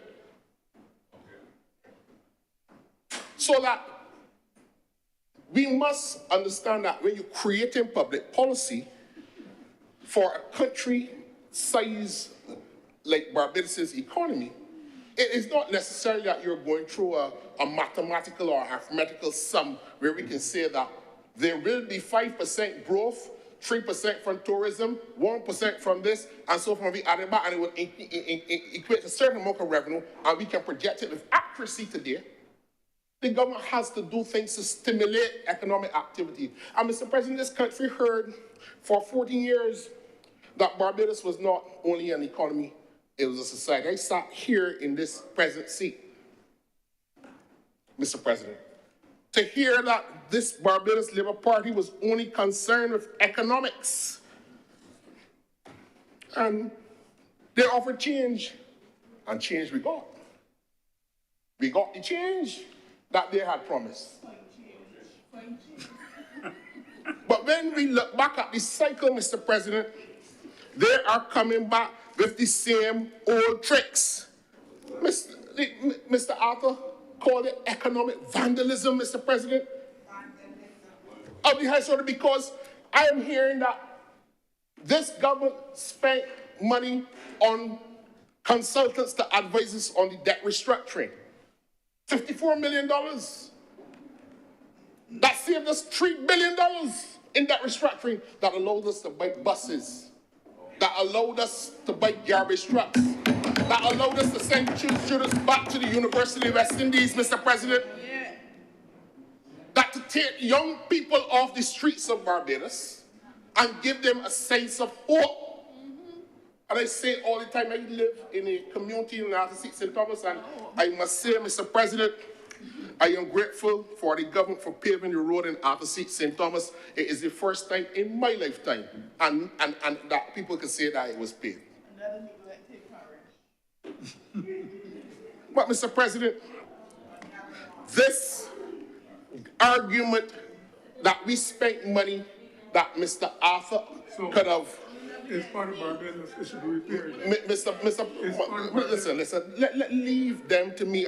They don't like to be interrupted, right? But they let them interrupt. I don't mind their size. I consider it to be a size. So let them interrupt. They will come to St. Thomas at some time. I don't have to get there. You don't go worry about me. You know, the president taught me a little story. Mr. President, they criticized the government's, I will tell you, sir, they criticized the government's hiring of consultants and said that Mr. Arthur told the current leader of the opposition that he would restructure the debt. You know, when I read these 3 consecutive years of presentations to the estimates, Mr. Arthur was begging the Democratic Labour Party to go to the IMF. That is true. And restructure the debt. That is true. Borrow the IMF money, $700 million at 1%, when they were in the arms of the vulture capitalists. Borrowing money at in excess of 12 and 13 and 14 and 15%. Not money to do capital expenditure projects in Barbados, to build roads, because we were being told that potholes slaved lives and potholes were temporary inconveniences. Transitory inconveniences. If all the eloquence that they can speak and muster up. But this money was not being done, boards, Mr. President, to build any capacity in this country for export, for new industries. This was being borrowed to pay current expenditure because we had run ourselves so bankrupt. And all the young people that Senator Watson said are listening, and that can vote for the first time, I want them to remind them that there was a time when this government was borrowing money to pay current expenditure. Sorry, that government, because the history of Barbados shows, Mr. President, where the economic performance of Barbados declines and where it ascends. And they want to give you the impression that you can just go in a room, have a little conversation, pull up Professor Arthur and say that he's a former prime minister, and all the international debt holders will bow and say, oh, Zeus, welcome, Zeus, yes, and go along with the money and come out. It is not only the advice rendered to the government of Barbados, it is in the negotiation. 3 billion. Right? 3 billion. And they can call it, but to whom did you go? In 2014, Mr. President, they came to the country with a fiscal consolidation statement from the Minister of Finance that sent home 3,000 people. In one instance. 3,000 people, Mr. President, after, in the same year, 2013, this November 2013, and I ran an election for this great party in that year against the Minister of Finance. And they were telling everybody, like they told them in 1991, that the economy was battle like Sagari. Sent home 3,000 people. And we have to come in here and hear lecturing about why this didn't do, why that didn't do, why. And Mr. President, all of the, the mock anger and the invocation every now and again of the poor black man. Because, you used to hear about white shadows with Don Blackman in that time and the black economic enfranchisement. They go to these terms all the time, and the Barbados Labour Party only like this body and that body and stuff. This government has not given any concessions for 30 or 40 years of tax-free to build hotels or cost you less or any supermarkets in Barbados. They gave a supermarket, but it was not a chain, but it was supposed to reduce the cost of living. And they're back at it again, Mr. President. 20 years ago, we were hearing job number 1 is cost of living, job number 2 is cost of living. They come back with the same old bag of tricks.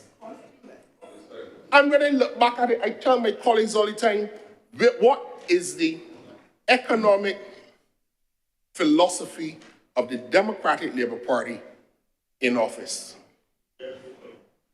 What is it? What initiative can they show and demonstrate that they've taken this country to another level? Right?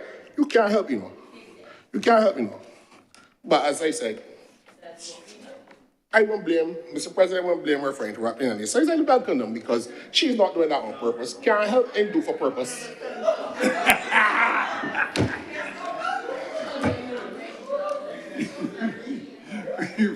Can't help and do for purpose. So, Mr. President, this $3 billion debt obligation that we came into office and faced, Prime Minister went after that. They said that could have advised us, that he told them that he could advise us. They were ignorant, they were laughing at him, mocking the party. When the Prime Minister of Barbados, as leader of the opposition, brought concerns about the economic downgrades, she was told that the motion should be punished with laughter.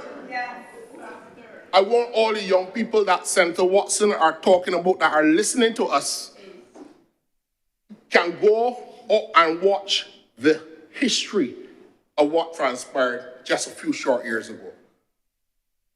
Mr. Alpha confessed that he may have lost the Labour Party election in 2013 by staying steadfast to the mission that we might have to privatize some of the statutory enterprises.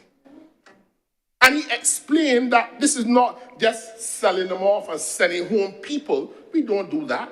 And he gave the example of how he said to the Transport Board in the early 1990s, look, that maintenance department you all have, we can capitalize it and allow you all to do the work. But UCAL was hamstrung from the time the Democratic Labour Party came into office, and private businesses in Barbados at extortionary rates were able, Mr. President, to come and circumvent a program that was there for the UCAL to fix those buses. Millions of dollars owed to UCAL, while millions of dollars going out. And as we see in the other general reports, under the Democratic Labour Party, the same bus engine getting fixed twice and 3 times in a year to the same company. That is the legacy that I want the young people that you say, Senator Watson, that Mr. President, that Senator Watson says are watching. I want them to revisit that legacy, because there has to be an explanation, Mr. President, as to why the last Democratic Labour Party administration, had the benefit of the largest, highest revenue intake in the history of this country. But still its capital expenditure on projects in Barbados was less than Tom Adams' administration from 1976 to 1986. I want them to explain that. Because Barbados, according to them, is a society, so we get families first and summer camps and bus fares and David Thompson football competition, because that is families first, according to them. All of the time, Mr. President, they were being told that it cannot have the foreign reserves move from $1.5 billion, according to them, to down to net skin to nothing. And they were being warned as it was coming down. You can put pressure on your balance of payments. You have to restructure the economy.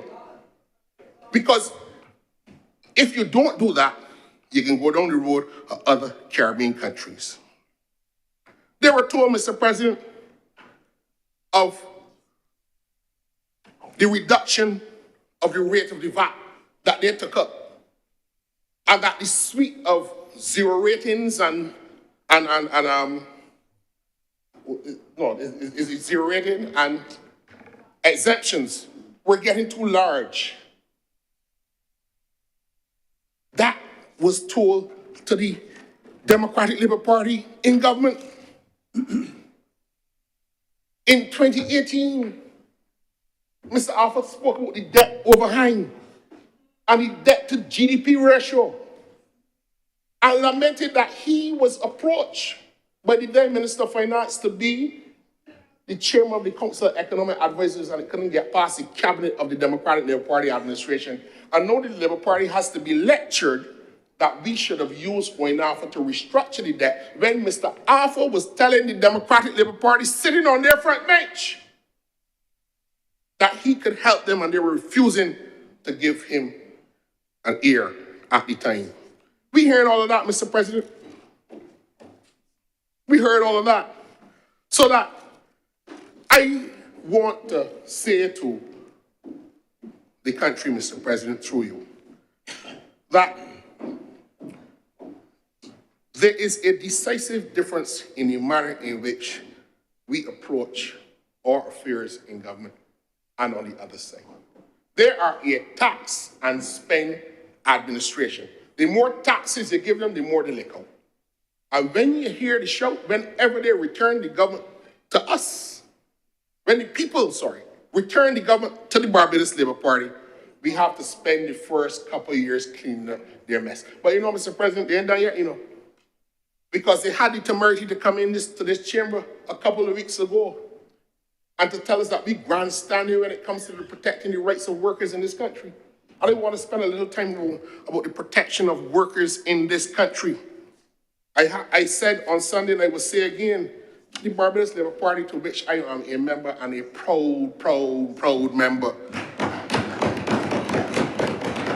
welcomes the return of Labour into the bosom of the policy-making arm of the Barbados Labour Party. It was driven out. And we have gone back to our historical roots, because when there was a time when all of the union were members of the DLP, cabinet ministers and members of government. That was not a problem. 3 senior members of the Barbados Worker Union were in one government, all elected to parliament, and it was not a problem. Bobby Morris on the backbench, Sir Roy Trotman on the backbench, Evelyn Graves in cabinet, Harcourt Lewis, some of them of blessed memory, all sitting and serving in the cabinet, and nobody felt the need to ostracize the government. We felt that the time that the government should have been conscious of the interests of workers in this country. What is their track record, Mr. President? What is their track record? Do you feel safe with them ever again walking the halls of government? Because their morning word and their evening word don't add up. Don't add up. And we understand these dynamics. Mr. President, this government understands that the world is what it is. It understands, Mr. President, that there will become a time for difficult discussions to be had, and we will embark on those discussions. Mr. President, we cannot refuse to transform our public sector, our judicial legal system, our education system. How can we proceed? And I hear this coughing or this cynicism that we're talking about setting a new business unit. If you go to the BVI, the Bahamas, Cayman Islands, you see a central business authority that handles all of the corporate needs of the society. It is not a government department. We need to be able to compete with those entities in order to retain the level of international business that we currently enjoy and not put that sector which pumps millions of dollars of taxes into our economy, that allows the Minister of Finance the flexibility to come to the people and say, no new taxes in the budget.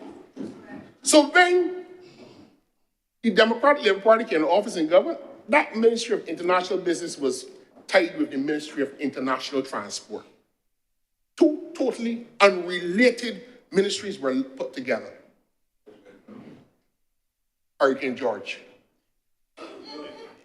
It had to be a catastrophe. Had to be a catastrophe. So it might be a stupid point to you, but it ain't a stupid point to these children who have to go to school and not get no textbooks for 10 years when they start school in September in Barbados. You can talk about the ash workers, but you know, I'm a parent. I have children going to school at primary school, right? So, and Mr. President, I don't need the intervention or the help. She cannot help. Cannot help. In due for purpose. Honourable Senator, Mr. President, she's not doing that for purpose. Senator, please address the chair. Mr. President, she is not addressing. They're only honourable members here. They know he's a she. Mr. President, the honourable senator cannot help. Cannot help and do for purpose. I don't need the president's help, sir. Mr. President, the honourable senator cannot help. The honourable senator wants perfect silence. Wants perfect silence when the honourable senator speaks, and plays to the media and the gallery that the honourable senator, come here, I'm being bombarded, I need to be protected. But let the honourable senator keep chiming away. Huh? Let them keep chiming away, Mr. President. Let us talk about them. No. As I was saying, Mr. President, I believe that the management of the public finances in the hands of this government speaks for itself. I believe, Mr. President, that it's time now to address the systems in the country that have to be transformed. Mr. President, the thing about it is that development is not, in my view, an evolutionary concept. Development speaks about a radical change in the mechanisms in which you organize yourself to exploit resources and to seek opportunities. It is not, there's a difference, therefore, between progress and development. Development is much more radical, Mr. President. The education system that we had in this country, Mr. President, was created in the 1850s, 60s by the Anglican bishop, following that commission, the Mitchison Commission. And when you read the report of the Mitchison Commission, Mr. President, it speaks about a muscular Christian society and to contain the random ambition of the black working class. That was the purpose of the Victorian education system that we constructed in the middle of the 1800s. And the Labour Party tried to alter or to try to tackle it on two occasions. In fact, in the 1970s, Sir Louis Tull, as Minister of Education, we brought the Education Act. And in my view, we were short-sighted because at the time we thought if we legislated out the whole concept of a grammar school and a comprehensive school, that legislative change would have changed the culture. By the 1990s, when we came back to office, the White Paper on Education Reform, Mr. President, told us that 76% of the students leaving secondary school were leaving without any certification. In 1995, Mr. President, and the White Paper on Education Reform was built to address that deficiency. What is it, this? Mr. President, in spite of all of the challenges that we have faced, and in spite of all of the development that we have seen, it still represents a very large proportion of young people leaving the system without any certification. And I am as appalled as they are appalled, but my shock is not that we are trying to break down the system that has done well. Yes, it has done well for the 25%. But 25 out of 100 cannot be well. 25 out of 100 can probably explain some of the social dynamics that we don't like in the country. 30 can be 100%. You cannot have a population that leaves school where almost 3/4 of it cannot function at a certain level of numeracy, literacy, and functionality. That portends, Mr. President, for a dangerous, dangerous, dangerous situation. We have to transform, we have to deconstruct our education system and reconstruct an education system that can take advantage of the future. Because we know that a large proportion of the jobs that will be on the market in the next 5 to 10 years do not currently exist. Teachers might be shocked to hear me say, why are we still teaching French? Not saying I have a problem with the French. I attempted French even up to A levels. I don't say attempted. But we must deconstruct that. And I've heard Senator Dr. John Rogers make the point. We have to evaluate what we're doing at the primary school level. All the major primary schools, apart from the World Bank loans that the Barbados Labour Party accessed in the 1980s, were built in the last century. Let us stop playing politics with the children and recognize that it is time that the church buildings that we got from the Methodist and the Moravian and the Anglican church halls that have not all been properly retrofitted now have to be brought into the 21st century. Let us stop playing games with the people to know that talk and chalk was a thing of the past. Let us stop playing games on these matters because we have no doubt, and I think Senator Morris, Reverend Morris and Senator Rogers will speak about TOEFL. You have to learn and relearn and unlearn in this process to get it right. Mr. President, we also have to change our approach to the orange economy. In a serious way, the creative sector of the country, yes, the last administration put a creative economy piece of legislation, but not a single cent to fund anything or project or program in it. I am not knocking them for that.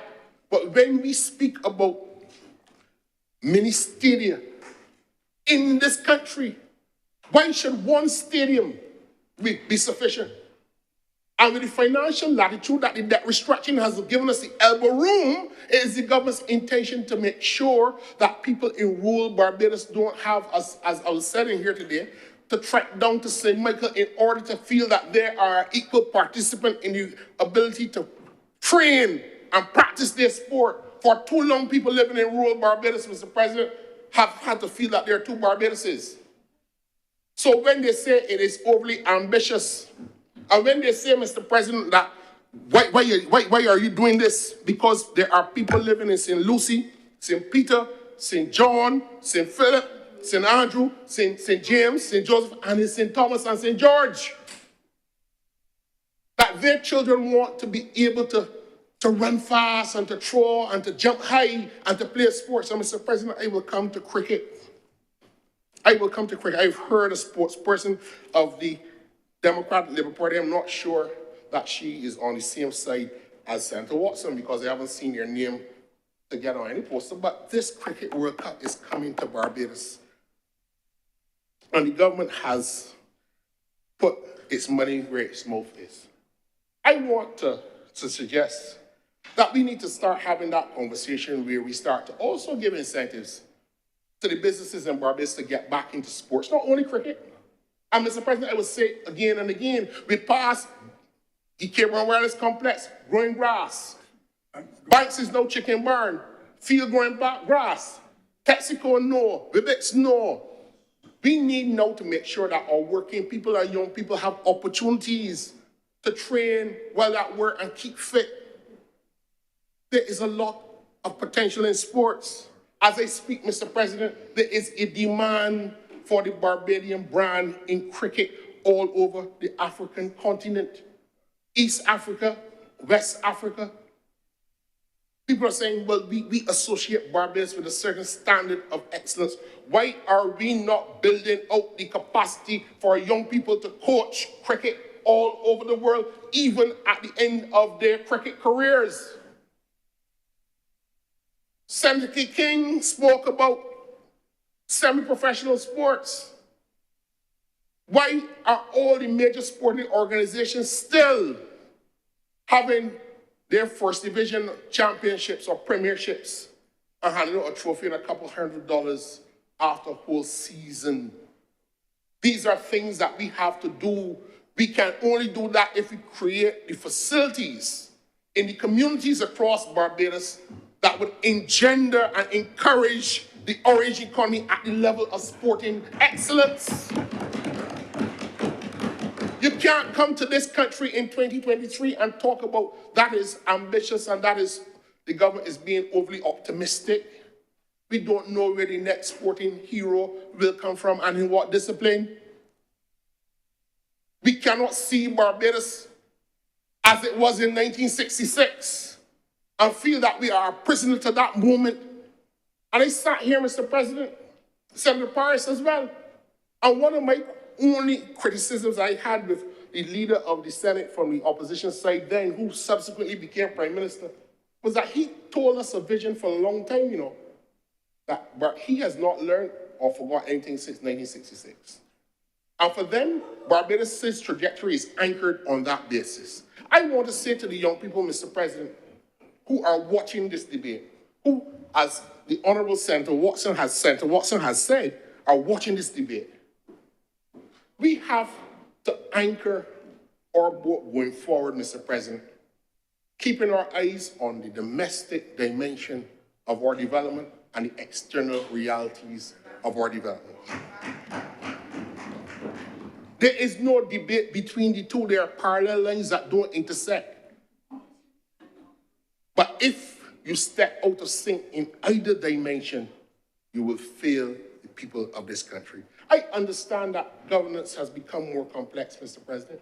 I understand that the traditional talking points of the political side, we get into this cut and trust.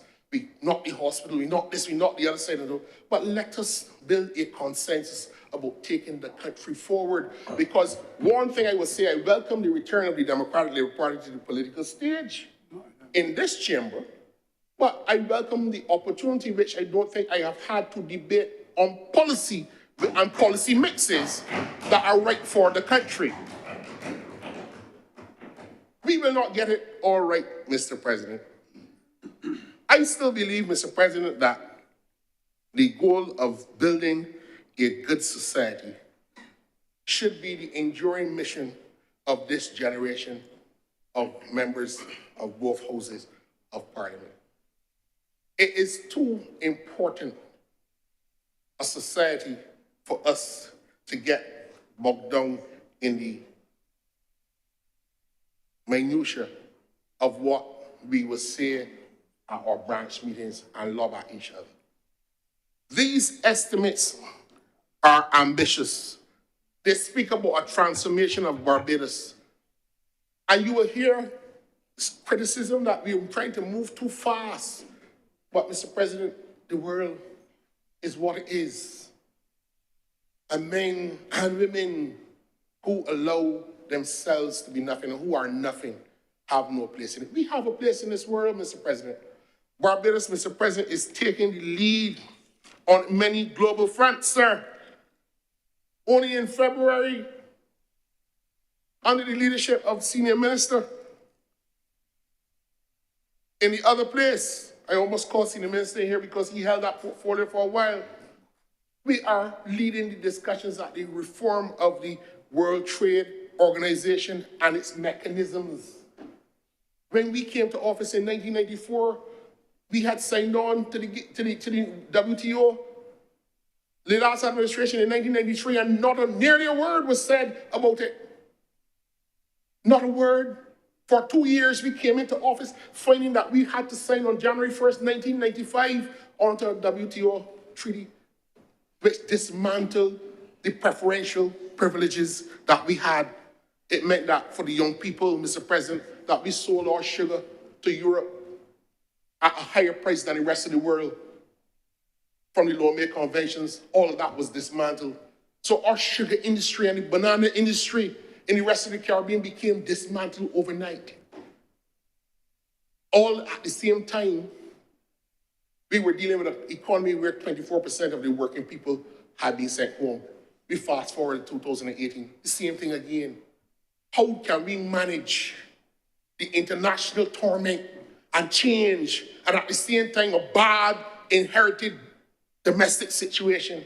Because there's a difference between the Barbados Labour Party, Mr. President, and the Democratic Labour Party. There is a decisive difference. And we will not shirk from our responsibility to continue to work hard in the interests of the people of this country, Mr. President. All of the initiatives that you see contained in the Minister of Finance's budget are intended to do that navigation of those two dimensions successfully. It may be seemingly difficult to appreciate the intricate way in which you can walk in and out of each one, but they have to be done. Success is our mission. Failure is not an option. Mr. President, I have great pleasure in supporting the initiatives. And sir, I know I was not supposed to speak until tomorrow, but circumstances have now required me to make my presentation this evening. And I sincerely hope that over the course of the year, we will engage in a level of debate as one of the requests of Senator Boyce to speak to people about these difficult things. We cannot be afraid of transformation. You cannot reasonably tell me that an education system that was conceived on that basis in the 1800s should now be the guide for where we are today. You cannot tell me that a civil service that was predicated on administrative detail cannot transform itself. Mr. President, we are facing the influx of disruptive technologies, smart contracts, artificial intelligence. Barbados cannot stand and say, we ain't worried about that. Then we want to get more money for the hospital. But how can you do that without understanding how artificial intelligence will be able to generate things like a medical report?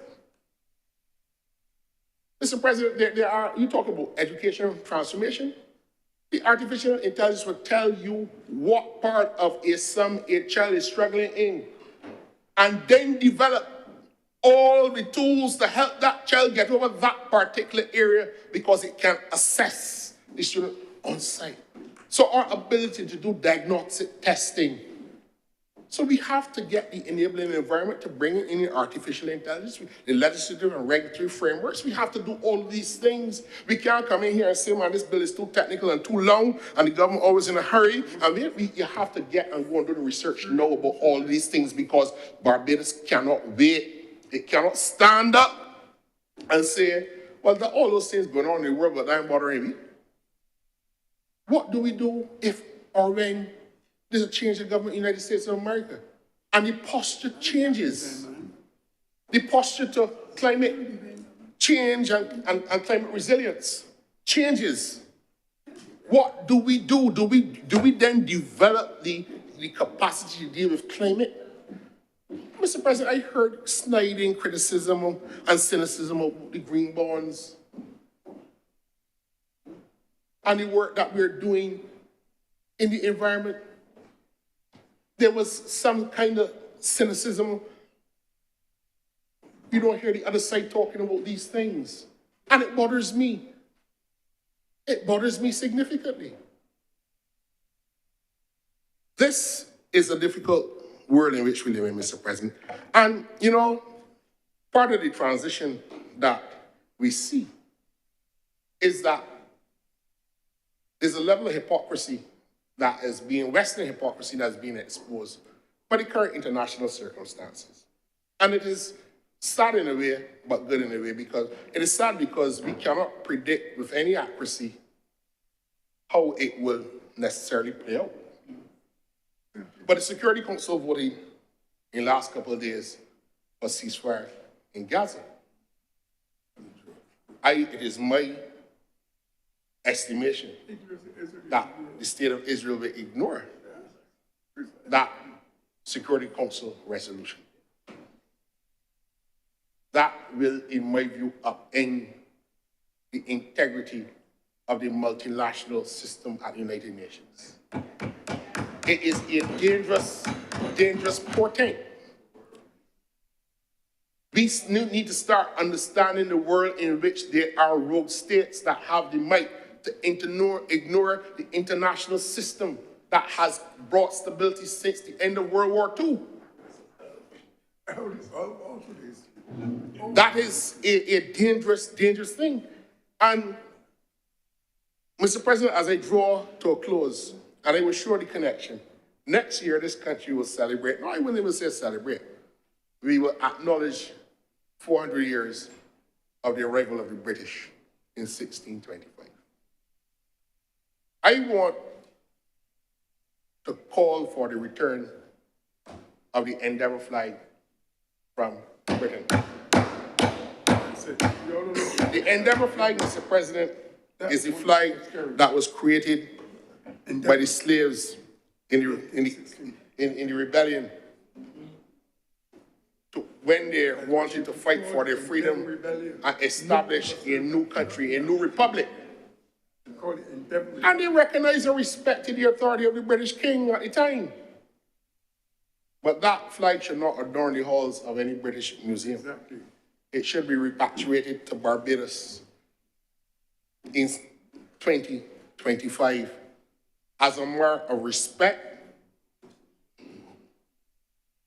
for the sacrifice that our elders and forebears fought for their freedom in a war that they lost. Mr. President, I also call for this country to continue the efforts to project the Barbadian image of who we are as a people. Yesterday I went to the school at Waterford where I spent only 2 years, and I know the people from SMS will cuss me. But I was proud to see young people with hairstyles looking like that which is sported by Senator Watson, Senator Haynes, Senator Thompson, and Senator Paris, and Senator Drakes, and Senator Boyce. Could not happen in our time. Too long have we caused our people to operate in an image which denigrated themselves as people. Senator Thompson had to face the criticism many years ago of wearing a corkscrew hairstyle. As a minister shouldn't do that. We live in a society that have liberated that. Young people. I want, Mr. President, to conclude my presentation as your signal to me that I have come to the end of my time by saying, Mr. President, that let us, with one voice, continue to work hard for the people of our country. Let us debate fiercely our ideas. We will defend our position, the opposition will defend theirs. But let us do it with truth and honor and virtue. Mr. President, I'm obliged to you.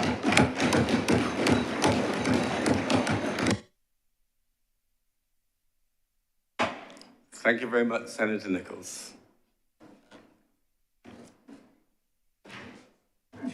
Sir, shall we refer to reports from select committees? Reports of select committees. Honourable Senators, this is a report of the Committee of Selection to the Honourable the Senate. The Committee of Selection of the first session of the Parliament of 2022 to 2027 met on Tuesday, 26th of March, 2024. Present were His Honour Senator the Most Honourable Reginald Farley, Chairman, Senator the Honourable Lisa Cummins, Senator Tricia Watson, Senator Kevin Boyce, and Senator Dr. Crystal Haynes. In attendance were our Deputy Clerks of Parliament, Mr. Jones and Ms. Givens. The committee met to consider the nomination to fill the vacancy for the membership of one committee of the Senate. The committee proposed that Senator Wayne Walters be nominated to serve on the Committee of Governance and Policy Matters. The committee further proposed that the appointment of Senator Anveli Boyce be revoked in favor of Senator Gregory Nichols. The above proposals were unanimously agreed by the committee.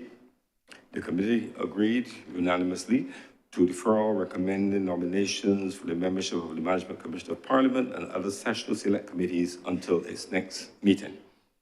The committee therefore makes the following nominations to the Honourable the Senate for the appointment of the committee below, which I'll now mention. This is the Committee on Governance and Policy Matters And the appointments there that they're proposing to the Honorable Senate are for Senator Ryan Walters and Senator Gregory Nichols. This report is submitted to the Honorable Senate dated 26th of March, 2024. Senator Cummins.